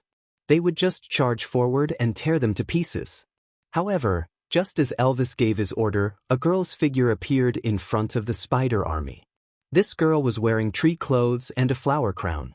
Her feet were bare, and she was petite and beautiful. She stood straight in front of the spider army, blocking their path. Where did this elf come from? Elvis stood at the front of the army. When he saw the elf suddenly appear, he was a bit stunned before angrily shouting, "Who are you?" Vivian was too lazy to bother with him. She just walked step by step towards the tens of thousands of spider army. Her steps looked very slow, but they were actually very fast. In just a short while, she appeared in front of the spider army. This made the spider people fall into an uproar. They did not know what medicine this elf was taking. Kill! Elderweiss didn't care. Since they dared to block our way, they should just die here. A wave of poisoned arrows that were enough to turn the other side's petite body into a hedgehog flew over. Who would have thought that Vivian would not show any fear, even remaining indifferent? She did not make any defenses as she continued to advance towards the spider army. What the hell? Is there something wrong with this elf's head? Just as the beautiful elf was about to be turned into a porcupine, a shocking scene unfolded. The arrows pierced through Vivian's body, but they didn't pierce through her body. Instead, they pierced through her body without any resistance, and all of them stuck into a large rock behind her. Missed? Impossible. Could it be an illusion or a ghost? That's not right. This is clearly a real living person. Acting all mysterious. Elderweiss pulled out a spear and shot it at Vivian. This spear was imbued with powerful essence force, but the result was exactly the same as before. The spear landed on Vivian's body without any resistance and directly pierced through her body. Boom! The spear struck the boulder like a bolt of lightning, instantly crushing the boulder into powder. What kind of monster are you? Elderweiss' face turned livid and the other spider people went into an uproar because Vivian was already less than 20 meters away. She raised her hand and sent a slash at Elderweiss. Elderweiss instantly sensed the spatial fluctuations. A spatial attack. No matter how strong the defense was, it was meaningless against space. As long as the attacker could overcome the spatial resistance of the object in space to complete the attack, this attack would ignore any defense. So, once a spatial attack was used, any resistance was meaningless. Elderweiss reflexively pulled back and dodged, but a spatial slash slashed at his left shoulder. As a result, one of his arms was directly cut off. Damn. Kill him. Countless spider people were stirred up and all kinds of attacks rained down. Vivian completely ignored these attacks and allowed the dense barrage of attacks to pass through her body. She charged into the spider army like a ghost, and those arrows passed through Vivian's body and hit the other spider army soldiers, causing quite a bit of damage to her own people. Another spatial slash was sent out. The spider count gave a pitiful cry as it was cut in half. Elderweiss angrily shouted, "Don't let her lock onto you." The spider army was filled with fear. This elf with innate spatial energy could kill any one of them with a raise of her hand, so why did their attacks have no effect on this elf at all? Elvis couldn't explain everything. He could only summon his source spirit and continuously release his spirit energy to cover his surroundings. The higher the energy or mass in the space, the more energy it would take to use a spatial attack. Now that things had reached this stage, he could only use this method. Vivian sent out 4-5 spatial slashes in a row. Elderweiss enveloped his entire body with his extremely powerful essence energy. Although he was not strong enough to resist spatial attacks, it was still a little difficult for Vivian to repel these abilities and complete her spatial manipulation. Thus, the speed at which the spatial slashes were formed was not fast enough, and Elderweiss was able to dodge them every time. There wasn't much spirit energy left. Vivian knit her brows. She gave up on Elderweiss and immediately raised her hands. The spatial dagger source spirit appeared above her head and she aimed at the other spider count. Random spatial slashes. The spider count also released spirit energy to stop the spatial attacks, but his strength was lower than Elderweiss, so Vivian could quickly finish her attacks. She instantly sent out 7-8 spatial slashes that he could not dodge at all. No! Elderweiss' eyes filled with rage. The last little brother had been cut to pieces. Vivian was a bit tired and her spirit energy was almost out. If the void escaping effect disappeared, she would be in great danger. Since she had already done enough, she would leave the rest of the battle to everyone else. She cut open space and left. The whole attack lasted less than 2 minutes. The mysterious elf appeared like a ghost among the tens of thousands of soldiers. She ignored the crazy attacks and took away one of Elvis's arms. She also killed 2 spider earls, who were not weak at all. Then she swaggered away. Not a single hair was hurt during the whole process. The spider army felt a chill run down their spines. At this time, several explosions came from the direction of Oldman's small town, causing the ground to tremble. It was like an earthquake. It was clear that the mines had been triggered. The mines made the drilling spider soldiers dizzy. They had no choice but to crawl out of the ground and there were quite a few of them who were injured. There are many traps in the ground, we can't pass through them. Elderweiss angrily raised his spear. Kill, kill, kill. Attack the dwarves' mines. I want to tear these damn things into 10,000 pieces. When the spider army was prepared to gather, large amounts of round objects fell from both sides of the canyon. When these ordinary things fell into the middle of the spider army, they immediately exploded. It was a large pile of source energy grenades. Nangong Yun picked up a storm rifle and led several thousand barbarians, standing out from both sides of the canyon. She looked down at the spider people in the canyon. Annihilate them. Over 100 storm rifles, several dozen source energy cannons, 4 source energy cannons, and everyone else had at least a source energy submachine gun. The moment Nangong Yun gave the order, the wild storm of energy bullets covered the canyon like a curtain of light. The dense firepower of the source energy firearms and the source energy cannons exploded several times, directly evaporating several dozen spider people. The source energy cannons continued to fire, targeting areas where there were many people, instantly causing heavy casualties. The spider army began to wildly scatter because this was no longer a battle, but rather a bloody massacre. This kind of intense and dense attack, they did not have any methods to fight back. Activate the Berserk transformation.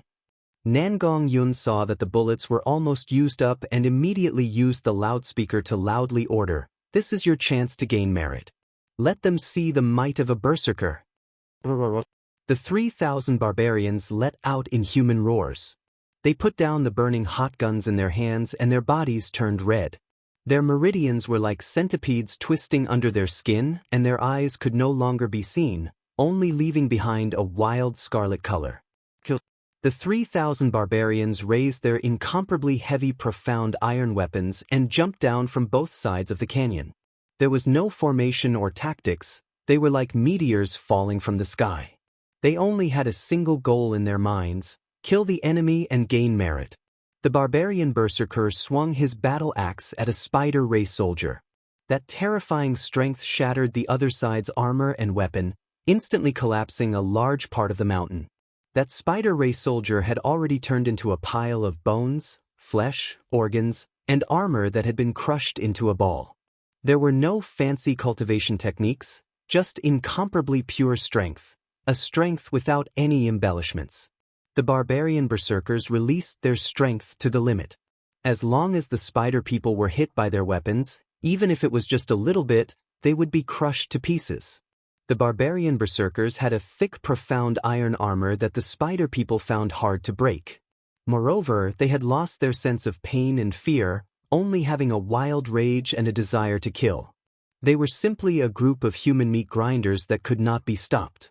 Although there weren't many berserkers, their battle strength was overwhelming. The spider army could be considered a peak elite army in the kingdom, but in front of the berserkers, they were like paper, not having any ability to resist at all. Kill! The Oldman's small town gates were pushed open and 5,000 dwarves charged out. They were completely stunned by the scene in front of them. The entire valley was filled with blood and there were broken corpses all over the ground. There was not a single complete body to be found. Several thousand warriors covered in blood, brains, and other viscous things slowly walked out, just like demons crawling out of hell. The dwarves were completely stunned. Were these outsiders all demons? Chapter 373. The dwarves were standing at the gates of Oldman's small town. Their faces were filled with respect and awe, welcoming the triumphant return of their king. Although the heavy footsteps were messy, they were full of strength. The armor that was stained with blood and pieces of flesh reeked of blood, and the weapons that were coated with a red and white sticky substance were shrouded in a thick murderous aura, as if the souls that were taken away by them were still lingering. The dwarves swallowed a mouthful of saliva. Terrifying, too terrifying. If they didn't see it with their own eyes, they wouldn't dare believe it. An army of 3,000 could destroy enemies several times their number, and the spider army did not have any strength to resist under their terrifying firepower. Reporting to boss, Nangong Yun came over and said, "We didn't disappoint the mission and destroyed the enemy. Our army suffered over 100 casualties and over 30 of our brave warriors died. Only 30 or so died in battle. The dwarves were stunned by this number. It's been hard on you, Chu Tian announced. The families of each warrior that died will receive a permanent allowance from Miracle Commerce and will receive 10 times the compensation according to the kingdom's standard. The other warriors performed well in this battle, so they will all be greatly rewarded. The berserkers' eyes turned hot. The barbarians were a low-status bandit race, but now that they had become Miracle Commerce's honored berserkers, this was a large change in their fate. Moreover, Miracle Commerce's benefits were very generous. Not only did they train them to become berserkers for free, they were also given high soldier treatment and special care from their families. This allowed the berserkers to not have any worries. Bring out the wine and meat. Let our warriors drink to their heart's content. When the berserkers heard this, they all excitedly roared out. Actually, after this battle, the berserkers were very hungry, so having a meal now was exactly what they wanted. Meng Qingwu had already made arrangements and transported a large amount of high-quality food from the space warehouse. These barbarian berserkers didn't even take off their armor and directly began to eat and drink. That fierce and wild appearance made the dwarves feel inferior. The berserkers could clearly feel that after this bloody battle and crazily eating, their strength was much stronger than before. The injuries they received in the battle healed in less than 2 hours and they all felt full of energy. Their fighting spirit soared into the sky, wishing they could immediately fight another battle. This was the specialty of berserkers. This was a troop that grew stronger and braver as they fought. In the process of training a berserker, there was no need to consume precious natural treasures. All they needed to do was ensure that they could eat and drink well. They could extract vitality from the meat of high-level magical beasts and improve their strength through continuous bloody battles. Ordinary injuries could be quickly healed, and their strength seemed to be endless. As long as they ensured that there was an adequate supply of food, they could fight for 10 days and 10 nights without rest. Once a berserker entered a berserk state, with an axe or hammer, even an awakened soul cultivator would be smashed to death. If he was equipped with Miracle Commerce's source energy weapons, he would be invincible. The only drawback was that the berserkers were too violent. After the battlefield looked like it had been squashed by tens of thousands of tomatoes. It was difficult to find a complete corpse. All of them were a mixture of armor, blood, and flesh. So, it was difficult to determine whether the important targets had been killed or not. It was against humanity. It was against humanity. Chu Tian was too lazy to care about this. He ordered Dongfang Haoren, burn them all.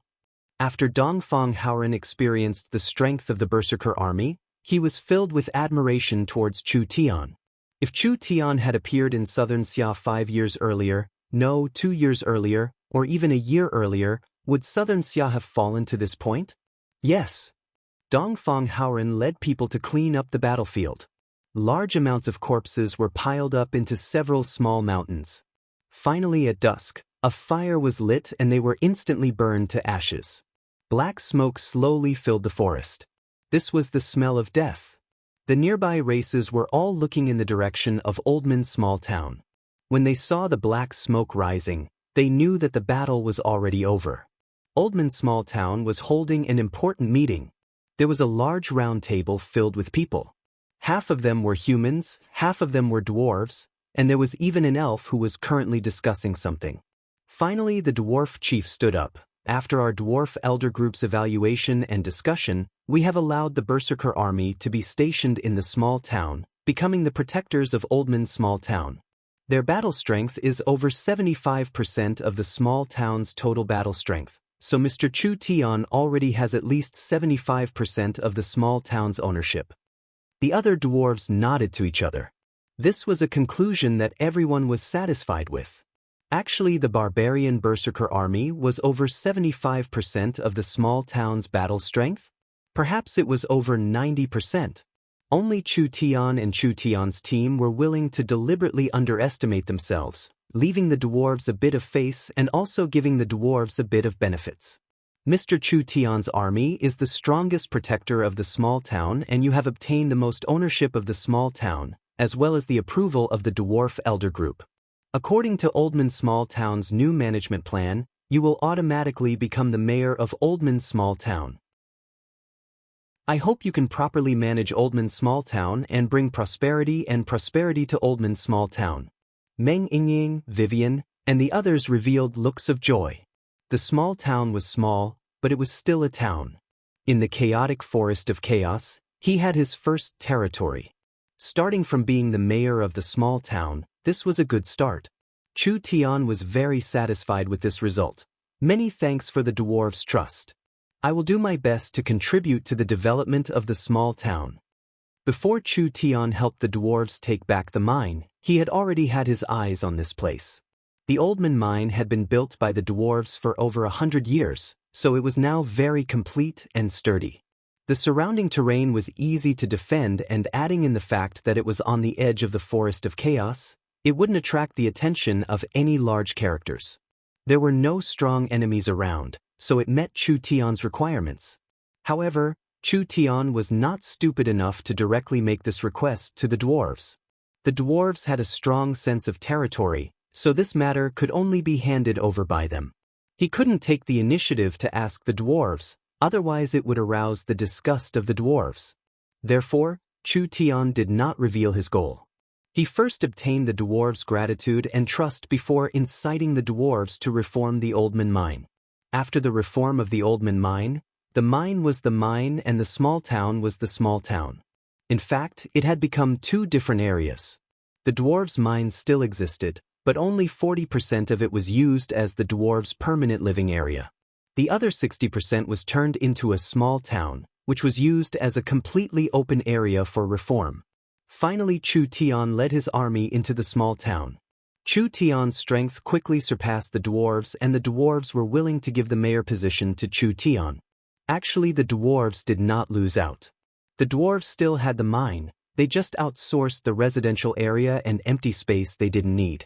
Chu Tian's mayor had full control over this area, so he wouldn't interfere with the dwarves' mine and living area, so they were just taking what they needed.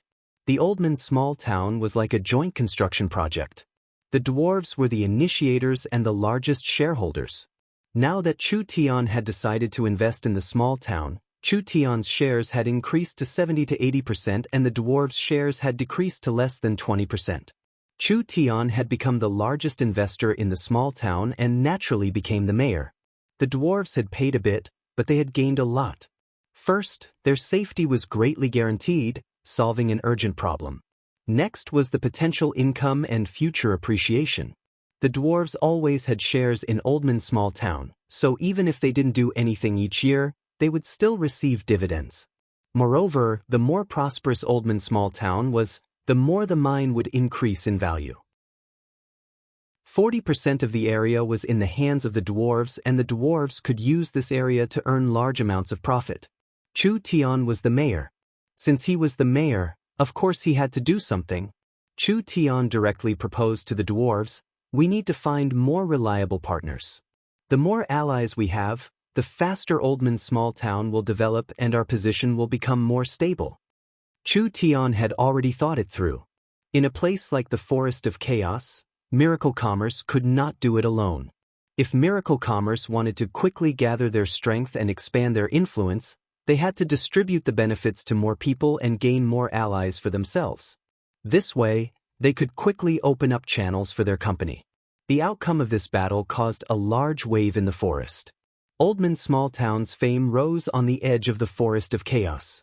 Now everyone understood why Oldman Small Town dared to be this arrogant, publicly going against the dark forest laws. According to Oldman Small Town's current display of strength, perhaps they had already reached the level of a large power on the edge of the Forest of Chaos. This level of power was basically the overlord of the area. As long as they didn't attract any large characters from the depths of the forest, it wouldn't matter if they were exposed because the surrounding powers couldn't pose a threat. Even if they could pose a threat, they wouldn't risk both sides to fight this kind of meaningless battle. At this time, Oldman Small Town announced a recruitment plan. They would take out around 30% of their ownership to give to their allies. The Oldman Small Town's mayor was very bold and actually took the initiative to invite other powers to join them, participating in the management of Oldman Small Town. If it was before, this would have been a very risky move. In the forest of chaos, a person's heart was hard to predict. Who knew if others would use the name of joining to stab you in the back? But it was different now. In the 2 battles with the spider race, Oldman Small Town had already displayed its strength. The dwarves must have found a strong ally. There was no one that dared to provoke Oldman Small Town because Oldman Small Town's strength far surpassed its value. Who would chew on this hard and nutritious stone? So with Oldman Small Town's proposal, there were many powers that were interested in it. After all, this was an innovation in the forest, and everyone wanted to know what kind of power was standing behind the dwarves. Chapter 374. Not only was Oldman Small Town openly recruiting partners, they were also recruiting warriors in the small towns within several hundred kilometers. If recruiting partners was said to be roping in a power alliance, then recruiting warriors with high treatment was roping in a wandering person. The experts living in seclusion in the forest of chaos could not be underestimated. There was no lack of hermits who had to live in the forest of chaos to escape disasters or for revenge. There were also some experts who had their tribes destroyed and their homes destroyed. They relied on their strength to survive and finally wandered around. This group of people did not have a fixed residence and mainly appeared in small towns. They dared to live in places that others did not dare, since they were alone. Since they could live in small towns in the forest, why wouldn't they dare live in Oldman Small Town?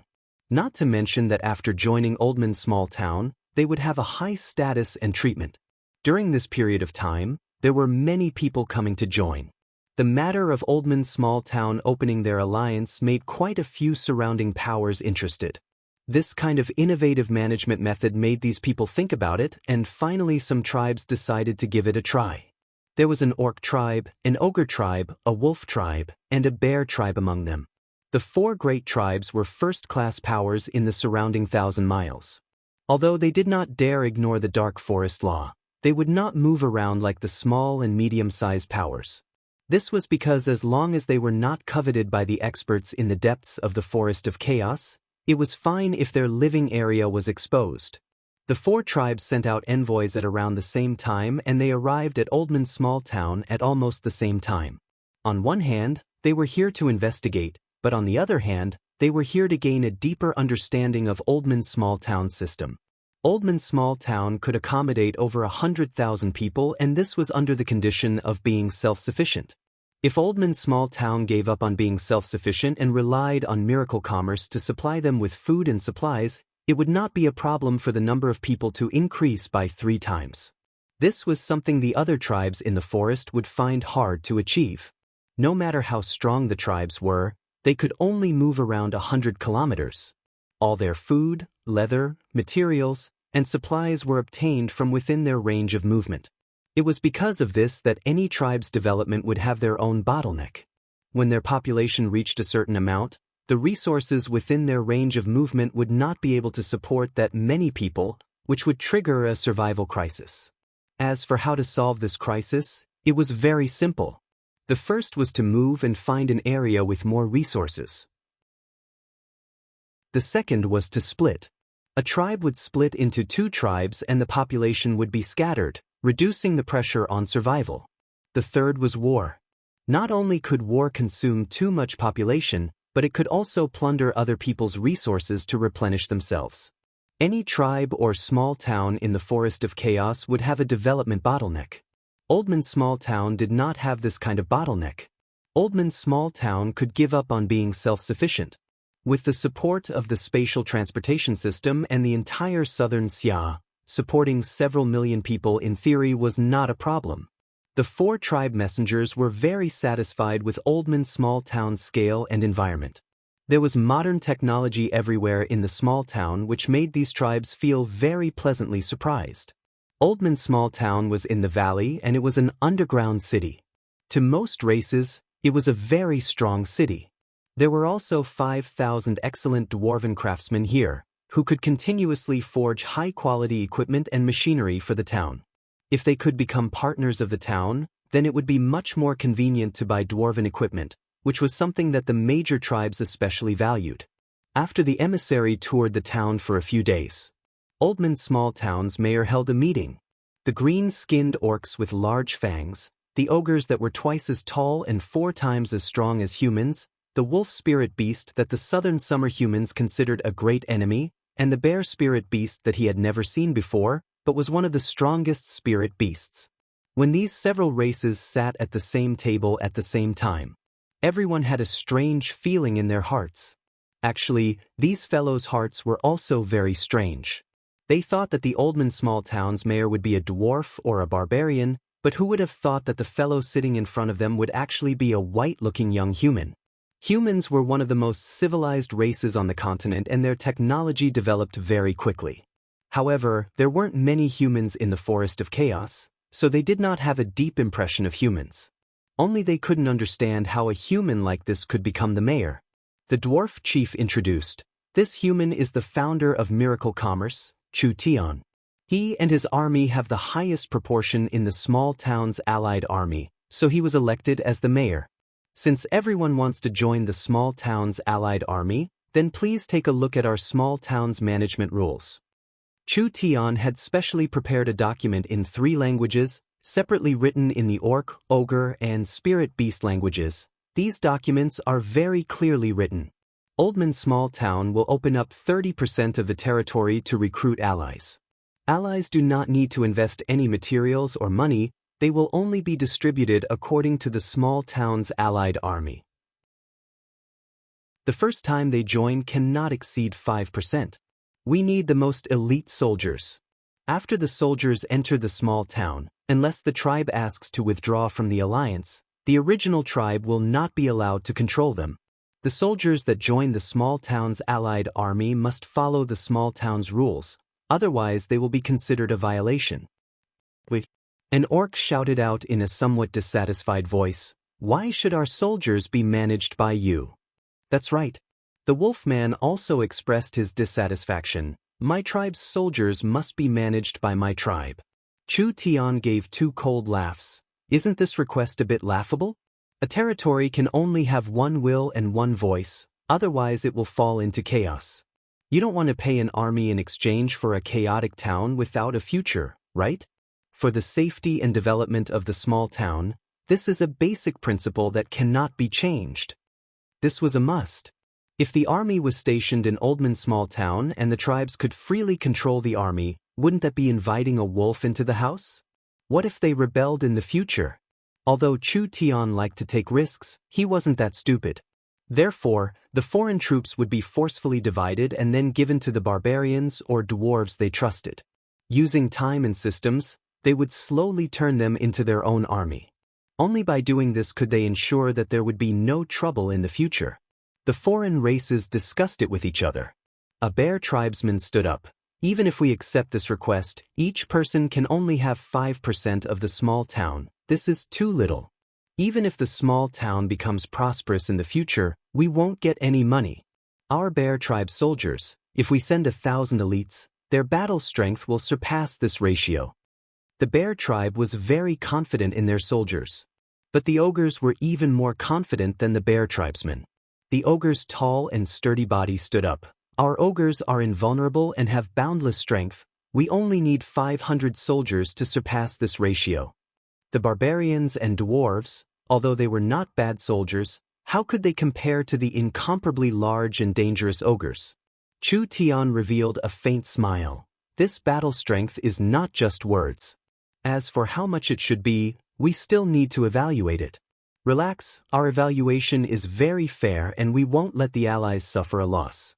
For the safety and stability of the small town, as well as the stability of the allied army, the first army sent in cannot surpass 5% of the allied army's strength. As for the benefits, it is not as simple as the small town's dividends."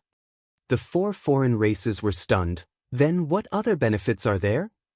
First, allies can become Miracle Commerce's partners and you can directly buy things from Miracle Commerce. Food, talismans, medicine, equipment, and even some things you can't imagine, we have the ability to provide them and they are all good and cheap. Similarly, You can take your excess resources and even directly buy resources from the forest and sell them to Miracle Commerce. We will buy them at a price that surpasses the market price in the Forest of Chaos. Any amount is fine. Any amount is fine. The 4 foreign races revealed looks of disbelief and information. If they could really do this, just this alone would give their tribe endless benefits. If they could buy food and medicine at any time, then when the tribe was suffering from famine or plague, they could save the entire tribe from disaster. As for Miracle Commerce buying materials at a price higher than the market price, this was a large chance for these races to become rich. They were large tribes, so they had many channels for resources. There were many small towns and even cities that had trading points. If they could use these trading points to buy low and sell high, they could make quite a bit of money from this process. Second, after the Allied army is formed, we will become allies. Allied tribes will not only have special privileges in Oldman's small town, we will also provide you with living areas. Other than that, when our allies are threatened, Oldman's small town has the obligation to help our allies pass through the difficulties. This kind of help is not just material. If it is within our abilities, Oldman's small town will send an allied army to help. There were too many races in the forest. No one trusted each other. If the various clans took out an army here, in a sense, it was like buying insurance for their tribe. If the tribe was in trouble, whether it was a natural disaster or a man-made disaster, Oldman's small town would help them and the situation would be much better. Not bad, not bad. This was a cooperation worth trying. After the 4 foreign races understood this, they immediately returned to their tribes. Actually, there was no need to consider it anymore. These tribes began to select soldiers, preparing to join the Forest Allied Army. Chapter 375. These 4 large tribes had decided to station their armies in Oldman's small town and let their clansmen join the Allied army. The news quickly spread through the various forest trading points. Oldman's small town was about to become popular. Among the powers in this area, these 4 large tribes were among the best. Oldman's small town's performance was very eye-catching, defeating the tens of thousands of Spider Army twice. Although their strength was not clear, they should not be inferior. Now that Oldman's small town had won over these 4 large allies, it would be hard for it not to become popular in the future. Several days ago, everyone felt that this was the most dangerous small town in the forest. At this moment, everyone felt that this was perhaps the safest small town in the forest. Oldman's small town's pioneering management method was something that had never appeared in the Forest of Chaos before. Anyone could become the master or manager of a small town, turning a small town into a place governed by countless powers. This was without a doubt a first. In the evening, the 4 large tribes' armies arrived. Chu Tian brought Yingying and Nangong Yun out to welcome them. When Nangong Yun saw the densely packed army, her eyes almost popped out. Damn, this many foreign races, are we really going to let them live in our small town? Are you sure there won't be any trouble? 3,000 green-skinned orcs, all of them fat and strong. They had axes hanging from their waists and strange little braids, so they were filled with an untamed wildness. 3,000 wolf tribe spirit beasts were also neatly standing in the small town, each one carrying a blade on their waist.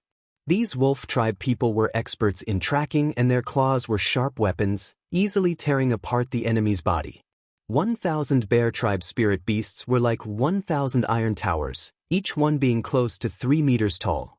That broad physique, that tall and sturdy body, made people feel fear. Those thick bear paws could crush profound iron with a single slap. The most ridiculous was the 500 ogres. Ogres were one of the most notorious races in the forest. They were pure carnivores with huge bodies and huge appetites. Once there were too many ogres living in groups, famine was a common occurrence. Once the ogres were hungry. That was a very terrifying matter. Because hunger could destroy ogres' rationality, they could wildly eat anything made of meat, whether it was animal, foreign race, or human. It was because of this that they had this kind of nickname. Strictly speaking, ogres weren't considered an intelligent race. They were an existence between magical beasts and intelligent life forms. The ogres did not have a cultivation technique or the ability to awaken a source spirit, but the ogres had a demon crystal that was similar to a demon beast's, which gave the ogres great strength. 500 ogres were like 500 small mountains. Ogres wore tattered aprons and were almost naked. Most of them were covered in moss or parasites. Ogres did not have any production capabilities, so they were very poor. Fortunately, their copper skin and iron bones were better than any weapon. Even if they were unarmed, they could still survive as magical beasts, allowing the species to flourish since ancient times. These ogres could run around the battlefield naked and not die even when their bodies were pierced with weapons. If they could make a set of armor for them and forge an octagonal hammer, the 500 ogres would instantly become 500 armored meat grinders. Meng Yingying's heart trembled. Chu Tian, isn't this a little too much? Will it bring us trouble? If these fellows go crazy, wouldn't the small town we built with great difficulty be destroyed? Whether it was the spirit beasts, orcs, or ogres, they were not races with good tempers. Chu Tian waved his hand in an uncaring manner. Don't worry, it can be taken care of. These soldiers were all carefully selected. They were young, strong, and had potential. Just based on the 4 foreign race army, their battle strength could not be underestimated. Not bad. This was a very strong force. As for whether they would rebel or not, this was not impossible. The Forest of Chaos did not care about principles and they could fall out at any time, but Chu Tian had confidence in stabilizing the 4 tribes. Actually, the 4 tribes did not realize that they had already fallen into Chu Tian's trap. From now on, they would become more and more dependent on miracle commerce, and it would be hard for them to retreat. This was because there was a limit to the quantity and quality of the army that could enter Oldman's small town. Not to mention that after any army entered Oldman's small town, Chu Tian would personally regroup them and they would only listen to the mayor's orders. Even if there was a special situation, the Berserker army would be enough to clean up the mess. The 7,000-8,000 soldiers walked into the Oldman's small town's main hall. Actually, most of the people sent out this time were the youths of the tribes. Most of them had never left the 200-kilometer radius of the tribe before, so when they came to Oldman's small town, they felt this place was very new to them. But a large electric light suddenly turned on. That bright light instantly filled the main hall, making it as bright as day. Whether it was the orcs, wolves, bear people, or ogres, they were all filled with shock as they looked around them. At this time, a burst of passionate music came from the speakers all around. It was like a dancing flame, like a surging river, like a roaring sea, making the listeners feel comfortable and filled with heroism. How did they do this? The foreign races all had faces filled with shock. Welcome to Oldman's small town. I am the mayor, Chu Tian. Chu Tian stood on top of a stone building, looking down at the several thousand new soldiers. From now on, you will all be members of Oldman's small town. We will be responsible for your living expenses and will give you a pill to increase your cultivation every half a month based on your strength. You just need to focus on protecting the small town and witness how this nameless small town rises and soars into the sky. Everyone excitedly roared out. This allied army's treatment was too good. They could eat and drink well every day, as well as receive cultivation subsidies. They could also enjoy a good living environment, as well as the convenience of the market. This kind of treatment compared to the tribe, it was simply the difference between clouds and mud. Who wouldn't want to live a good life? These soldiers would be stationed in Oldman's small town for a while. Perhaps they wouldn't be able to leave even if they wanted to. Chu Tian wanted to turn Oldman's small town into the trading center of the northern forest. This place would become the strongest power on the edge of the forest. Through Oldman's small town, he would obtain the support of the locals. When the time and strength were ripe, it would be time for Chu Tian to compete. When Chu Tian finished his speech, he immediately split up the troops and reorganized them according to the Allied army's model. Then he divided them into battalions and had the dwarves lead them back to the living area. This was a matter that everyone was happy about. From Chu Tian's point of view, 4 powerful enemies had become allies. This way, he could avoid a direct conflict with them in the future. The most important thing was that these locals had lived in the Forest of Chaos for many years, so they were already familiar with the location of the market. The Forest of Chaos was very rich in resources, so Chu Tian could use their influence to collect resources. From the small town's point of view, there were many large powers stationed in Oldman Small Town, so it was as stable as a mountain. Unless it was a stronger outsider, the tribes within a 1,000-mile radius would not dare to attack. From the soldiers' point of view, they were treated very well, especially the ogres. It was not easy for ogres to fill their stomachs. Although the ogres had a strong battle strength, there were often famines among the ogres, so they had to eat each other in the end. Just Chu Tian's promise of filling their stomachs was enough to make many ogres willing to work for him. The only thing the four tribes were dissatisfied with was the distribution of ownership of the small town. This batch of troops were all elites of the tribes, but after Oldman Small Town's evaluation, other than the ogres, the other troops did not even make up 5% of the allied army. Of course, the people of these tribes were very dissatisfied with this. Regarding this, Chu Tian did not waste his breath explaining it to them. He directly pulled out the berserkers to practice with them. The result could be imagined. Those berserk barbarians had terrifying strength that could knock down an ogre, so what did these fellows count for? The locals were shocked by the berserk army's battle strength. They still could not figure out what kind of power miracle commerce was. What kind of method did they use to make these dumb barbarians become this abnormal? If 30 to 50,000 of these berserkers came, these tribal chiefs could only kneel down and talk. Forget it. Forget it. It's just a bit of fame. At worst they would just fill it up with more people. What the four tribes were truly tempted by was miracle commerce's background. Not everyone had Vivian's innate spatial energy that could cross thousands of kilometers in an instant, and not every team could be like the barbarian berserker army, climbing over mountains for 4 or 5 days without feeling tired. Most of the forest races did not interact with the outside world, so they could not form a large-scale economy. These forest locals lacked weapons, especially pills, talismans, potions, and these consumables. But the Forest of Chaos was very dangerous, so there were very few caravans that would bring large amounts of goods here. This caused the prices of these consumables to be very high. Now it was different. They could have as much as they wanted. Miracle Commerce did not just accept source stones, they could also exchange herbs, leather, and metals. The most important thing was that because they were allies with Miracle Commerce's prices were far lower than the forest market. The four tribe chiefs were very excited. Miracle Commerce seemed to have an inexhaustible supply. They could continuously collect leather, metals, and herbs, exchanging them for potions, pills, and talismans. After selling them in the forest market, they could buy leather, metals, and herbs again. This kind of repeated reselling allowed their tribes to quickly become rich. It seemed like Miracle Commerce was a miracle given to the forest by the heavens. Chapter 376. The Oldman Small Town's reform was beginning to show results. After the four large tribes joined in, there were also some medium-sized powers joining in. Oldman Small Town had 30% of its control open to the public, the dwarves had 19% and Chu Tian had 51%, but they still had absolute control over the small town. Miracle Commerce began to build hotels, theaters, and inns in the small town.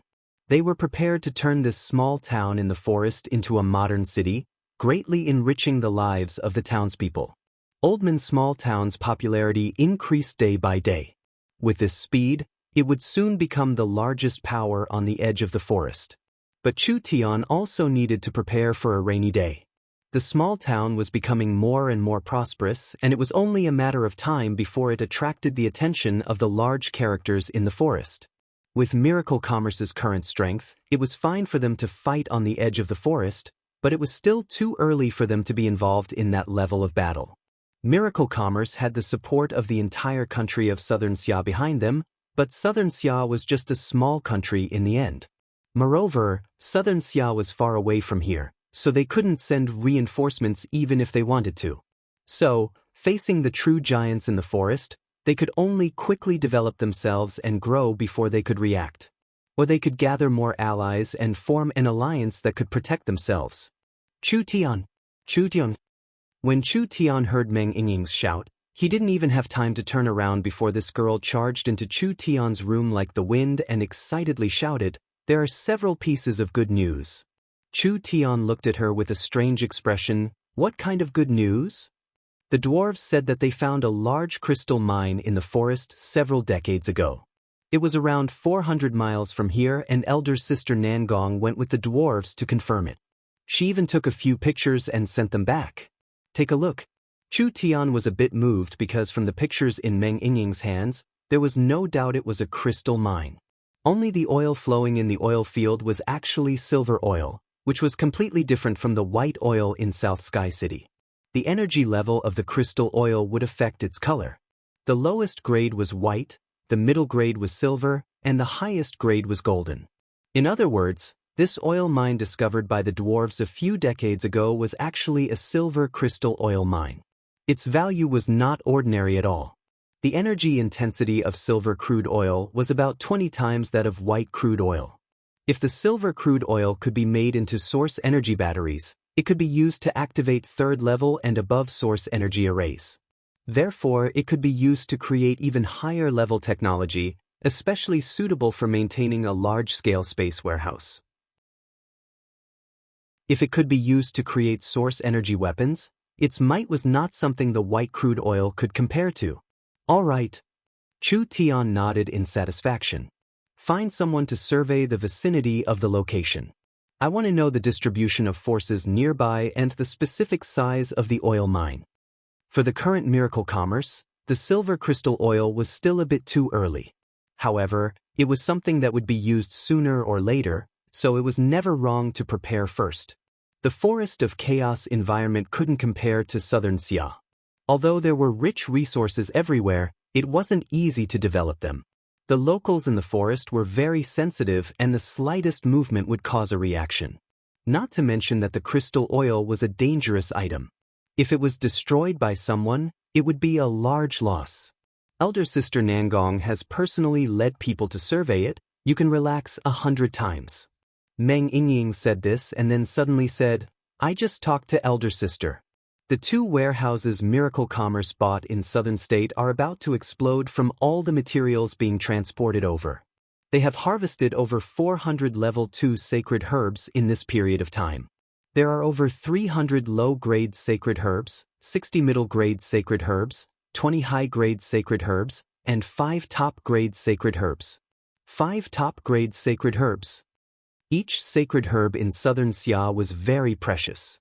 In a place like the Forest of Chaos, normal herbs and elixirs were everywhere.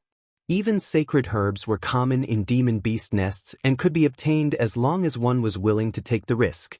If these herbs were placed in southern Xia or any other human country, they would require a very high price to purchase, and there would be a situation where there was no market for them. In the Forest of Chaos, Miracle Commerce was able to purchase large amounts of them at 1/10 of the price. Miracle Commerce did business in the Forest of Chaos and had no rivals at all. This was because when a traditional company came to the Forest of Chaos to do business, the transportation, risk, manpower, and time they had to face did not exist for Miracle Commerce at all. The Forest of Chaos complex terrain could not stop Miracle Commerce from transporting materials. There were demon beasts and locals everywhere in the Forest of Chaos, so they could not threaten the safety of Miracle Commerce's goods. The most important thing was efficiency. Miracle Commerce had the space warehouse in their hands, so their efficiency was something no other company could compare to. The raw materials in the Forest of Chaos were sent to southern Xia through the space warehouse. After they were made into finished products, they were sent back to the Forest of Chaos and sold at a price several times higher. Then they used the profits to purchase raw materials. Repeating this, it was unknown how many times Miracle Commerce had made a return trip for a traditional company. Chu Tian said to Meng Yingying, "Did you bring the materials for the high-grade and top-grade sacred herbs?" Meng Yingying nodded and immediately handed over a list of materials. "The materials we bought are all here." Chu Tian could make a rough judgment with a glance. These high-grade and top-grade sacred herbs were generally used to increase one's cultivation base. There were only a few that were used for detoxification, healing, or increasing one's lifespan. This also meant that after these sacred herbs were refined into pills, they could easily increase a cultivator's strength. These 5 top-grade sacred herbs were very precious. If the refining method was right, even if it was given to a peak 9th awakened soul layer cultivator, there was a high chance they could break through their bottleneck and enter the true spirit realm. With the resources in his hands, it was enough for him to step into the awakened soul realm. As for the others, there was no need to worry. With the small town's current development speed, wasn't it just a matter of 5-8 days? Go tell the warehouse to leave these herbs behind, I want to personally refine them. Chu Tian did not trust the skills of those old men. Meng Yingying's eyes popped out. Leave them all behind? Chu Tian nodded in satisfaction. Nonsense, why do we have a company? Isn't it just to collect cultivation resources? Have everyone prepare themselves, it's time for us to increase our strength. Also, tell the young miss that the forest has stabilized, so have her take care of matters in southern Xia and immediately come here to help. Without her by my side, my back has been aching and my body has been uncomfortable. Now I know that without the young miss, a day really feels like a year for me. Speaking without thinking, Meng Yingying rolled her eyes at him. But after not seeing her elder sister for so long, her heart also missed her. Although through the image-transferring mirror and the communication device, they could see each other even if they were separated by tens of thousands of miles, this kind of communication was not as practical as meeting face-to-face. The forest of chaos had already stabilized. Elder sister should have already done what she needed to do in southern state, so now it was time for everyone to come over. Come, let's go take a look at the small town. Chu Tian stood up and pulled Meng Yingying's hand. Meng Yingying's pretty face turned slightly red, but she did not resist. The two of them strolled through the small town's market. After the small town was developed, it was filled with vitality. Especially the space above the mine, this was the largest and now it had become a free market. There were soldiers from the allied army patrolling the area, as well as several barbarians leading ogres, orcs, and bear people.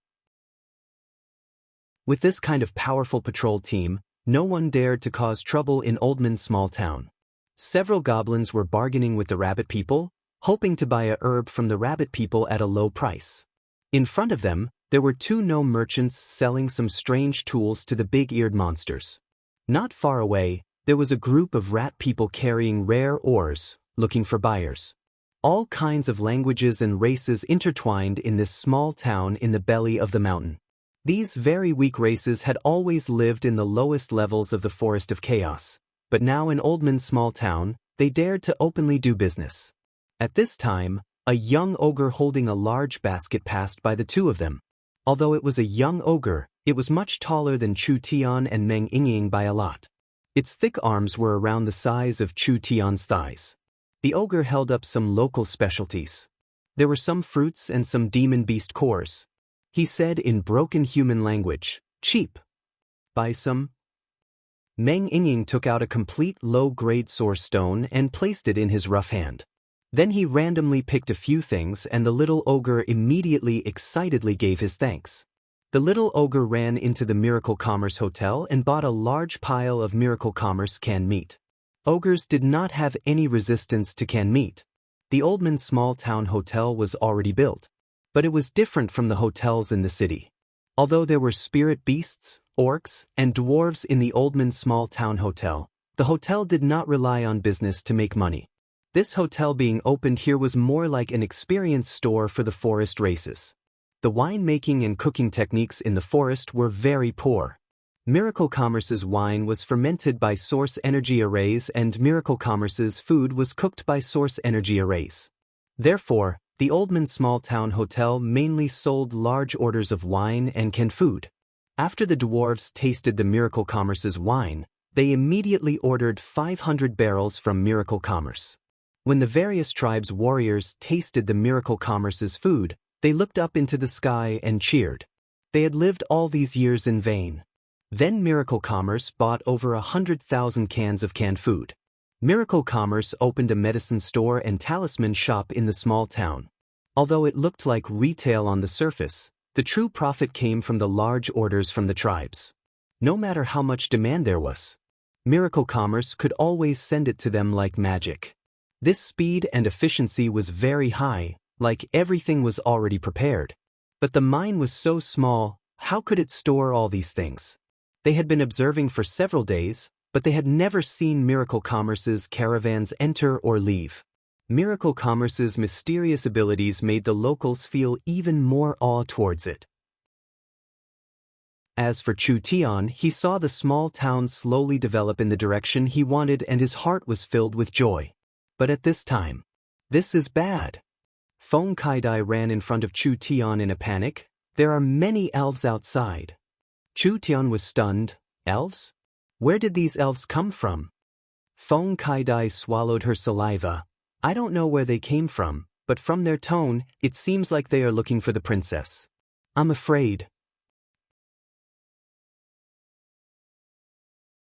Chapter 377. The lush foliage of the forest cut the sunlight to pieces. Several big-eared monsters were carrying herbs and oars on their backs, happily rushing towards Oldman Town. The big-eared monsters were a common race in the forest.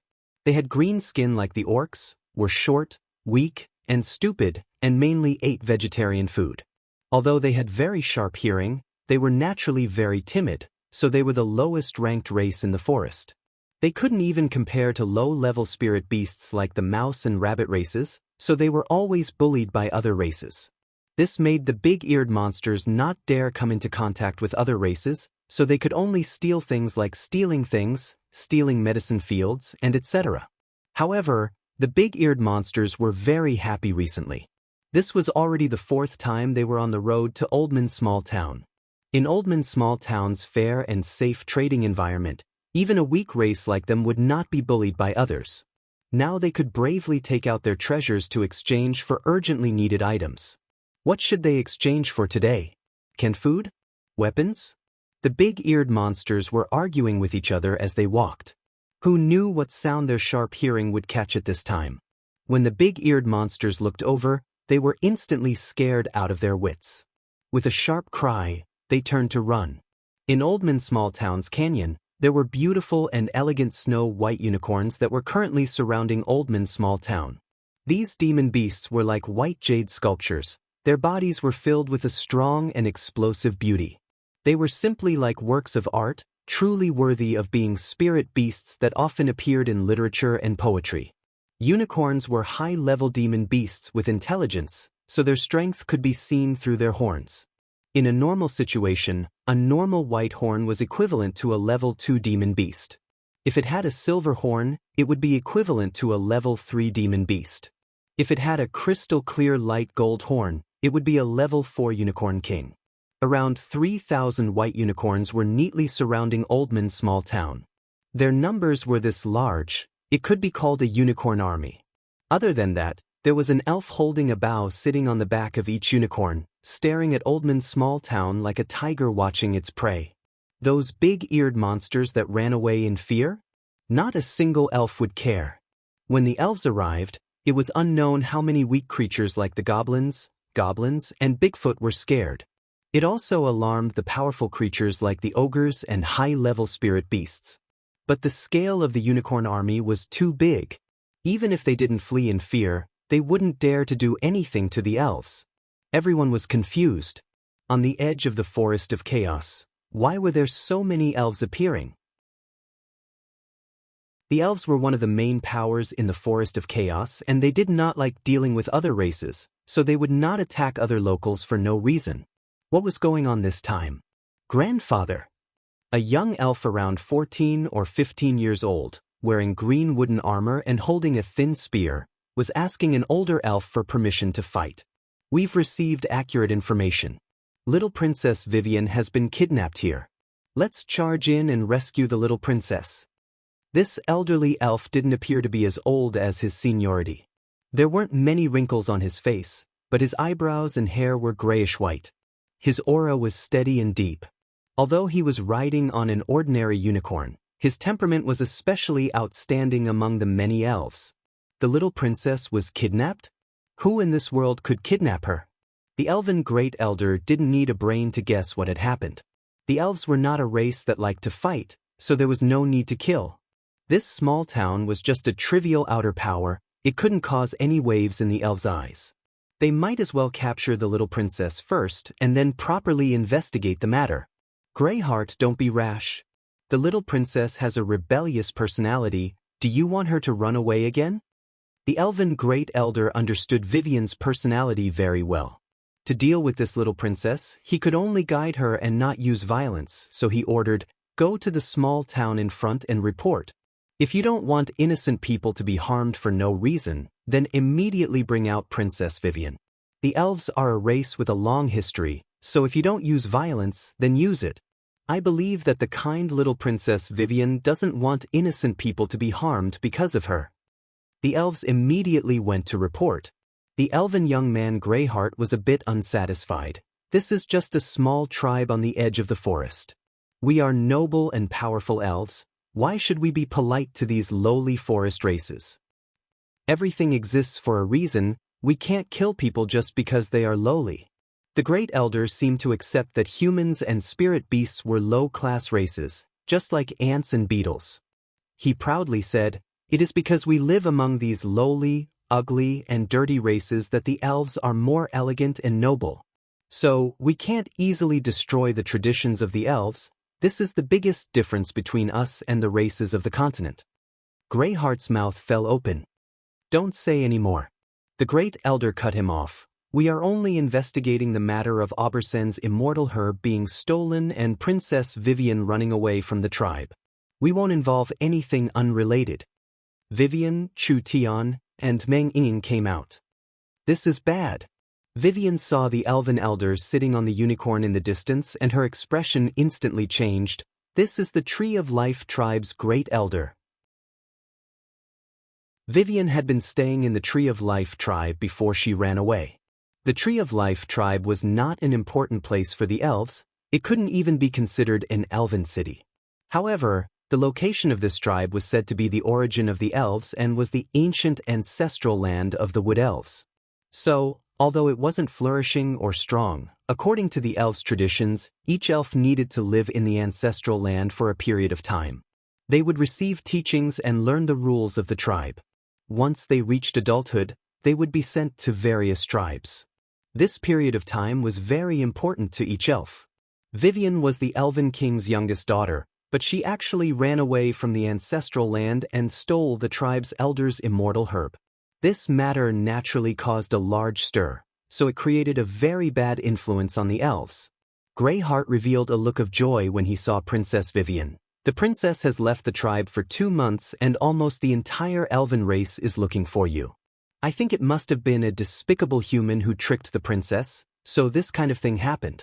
As long as we heavily punish the despicable human, perhaps the princess punishment will be reduced a bit." "Don't speak nonsense. The matter of stealing the herb was done by me. Running away from home was also done by me. It was all my idea. It has nothing to do with anyone else." Vivian did not show any fear or regret. "I am now a member of Miracle Commerce. I won't go back with you. Go back and tell Father and those old men in the council that I have already grasped the technology to change the fate of the elves. When I go back, I will definitely benefit the entire race." Greyheart's expression changed. The little princess had really been bewitched by the humans. Otherwise, how could she say such nonsense? Damn, these sly and hypocritical humans loved to deceive the pure elves. The most unforgivable thing was that even the pearl of the elves, Princess Vivian, had been bewitched. This was even more of a crime. Vivian claimed to be a member of some merchant company and was actually willing to work with humans. This was simply blasphemy to the elves and a huge violation of the elves' rules. This was not even a violation of the elves' rules. This was an act of betrayal. The elven great elder's face sunk. If this matter became big, Vivian would be imprisoned for at least 100 years. It was imprisonment, not house arrest. Even Vivian had no way of escaping from the elves' imprisonment. This was a very severe punishment for the elves with long lifespans. Chu Tian saw that this matter was a bit off, so he immediately stood up and said, "Fellow elven friends, you've misunderstood. Vivian took the herb to save me, but regarding this matter, I have already." "Shut up. You're a human traitor." Greyheart stabbed his wooden spear into the ground and Chu Tian felt countless vines come out from his body, instantly wrapping around his body like pythons. Greyheart's figure moved and he stabbed out with his spear like a meteor. Greyheart looked like a 13 to 14-year-old boy, but in human terms, he would be over 60 years old. He was only 1 year younger than Vivian. The elf's mental growth was quite slow, but elves at this age weren't weak at all. Not to mention that he was the grandson of the Greyheart tribe's great elder, his cultivation had reached the first true spirit layer. Vivian wanted to stop him when she saw this. She was very familiar with Greyheart's methods and with her strength and innate spatial energy, it was very easy for her to subdue Greyheart. But before Vivian could make a move, the elven Great Elder's talisman fell onto Vivian's body and instantly sealed Vivian's source spirit. This is bad. She couldn't use her spatial energy. Greyheart's spear stabbed at Chu Tian. Chu Tian's face also sunk. Damn, this group of stupid elves, they've clearly picked up a large bargain, but they still want to kill Father? But, if Father dies here this easily, then he would have lived 2 lives in vain. The demon god's sword source spirit soared into the sky. That destructive might that looked down on all living beings instantly tore apart the vines binding him. Chu Tian directly activated the flame demon transformation's second state and with the endless might of the demon god's sword, he slashed at Greyheart. 8th awakened soul layer against the first true spirit layer. There wasn't any suspense at all. Chu Tian's flame demon transformation could increase his strength by 1 layer at most, but the demon god's sword source spirit could increase his strength by a large amount, allowing him to kill a peak 9th true spirit layer expert. Even if he faced a cultivator in the first true spirit layer, he wouldn't lose. The 2 powers collided. Both sides were sent flying back at the same time.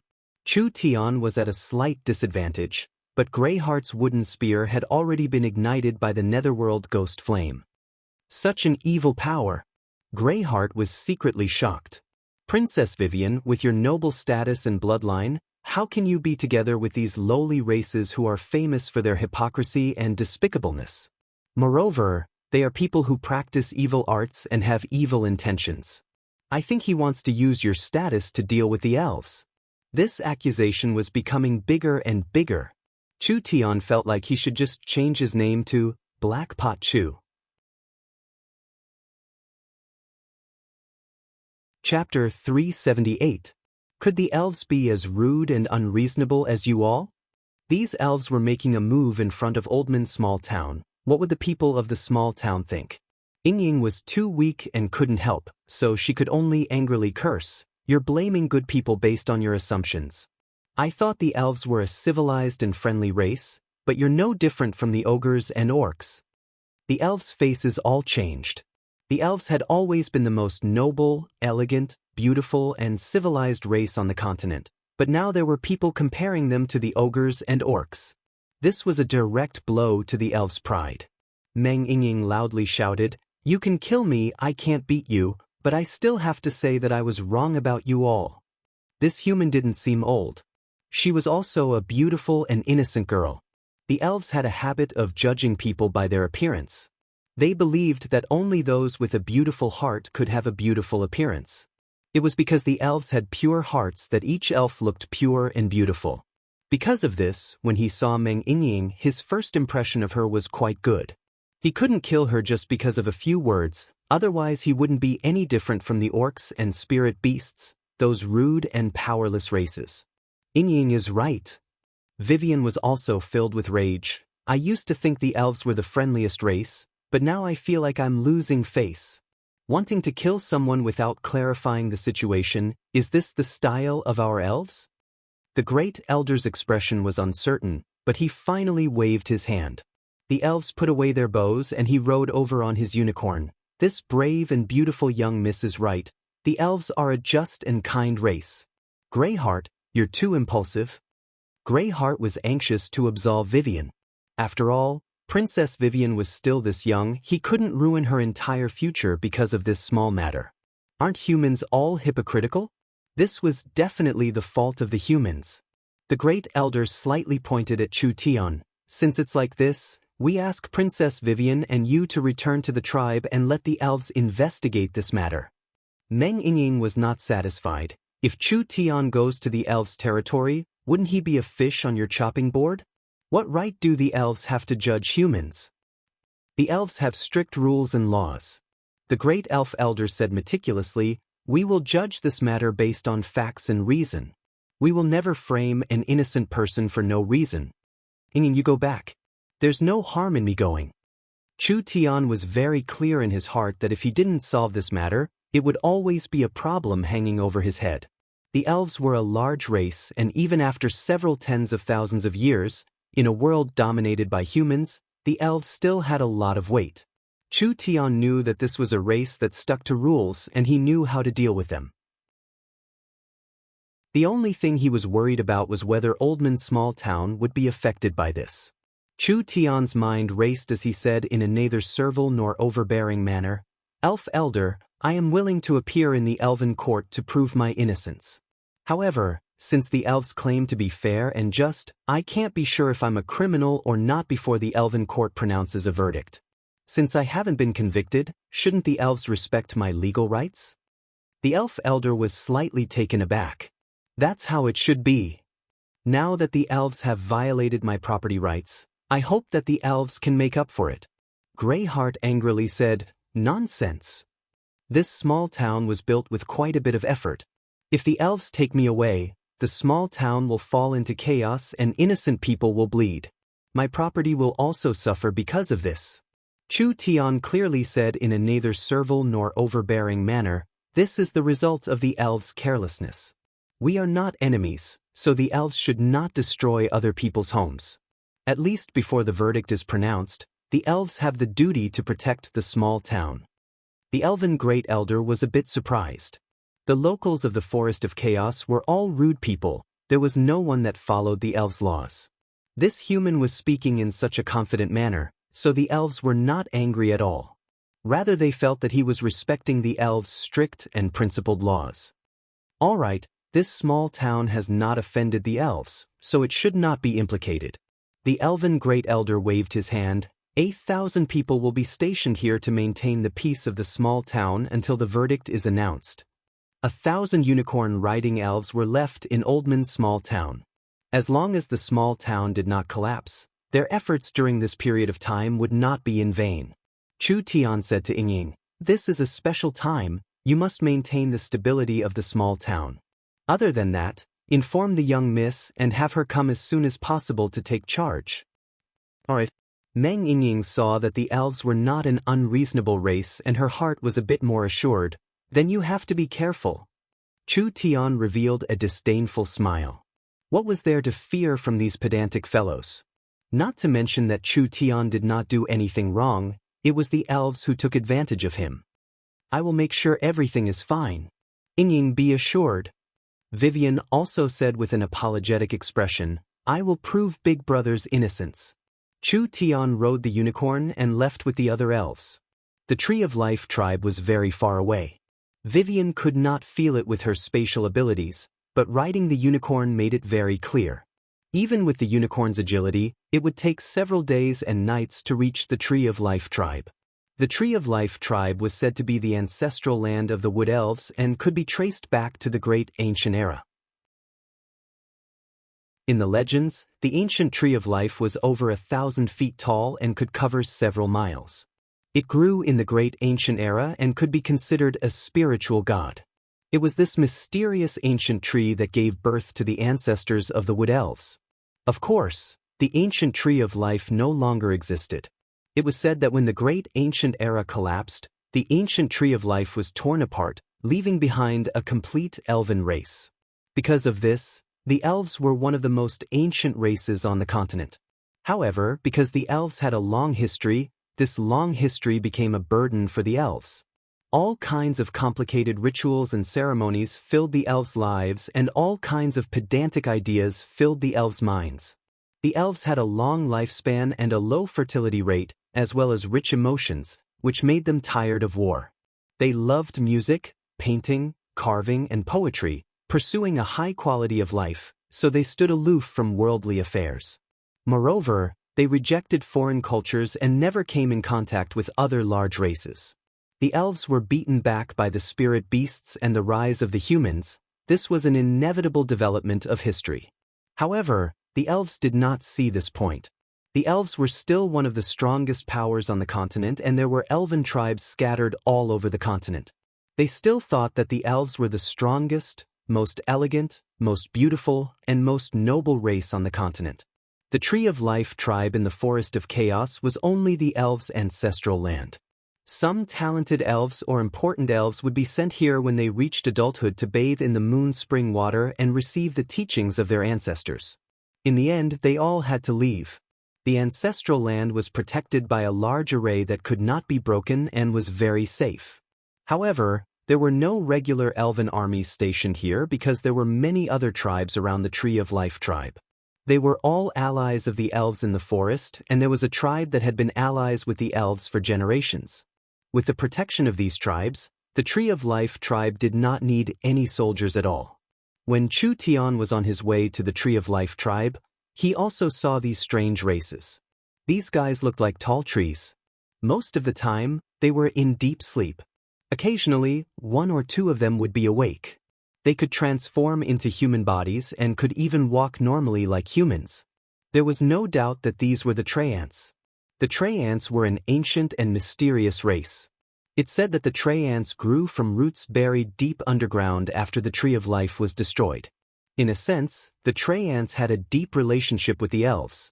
The Trey-ants had a long lifespan, and it said that most of them could live for over 10,000 years. After a long period of time, each old Trey-ant was filled with wisdom. Of course, this ancient wisdom had its limits. It was not like the human race's wisdom that could be passed down from generation to generation. Each great sage stood on the shoulders of countless great sages, so all the knowledge and wisdom could be passed down from generation to generation. The Trey-ants had 10,000 years of wisdom, but it was limited to their own comprehension. The two could not be compared. Little Princess Vivian is back.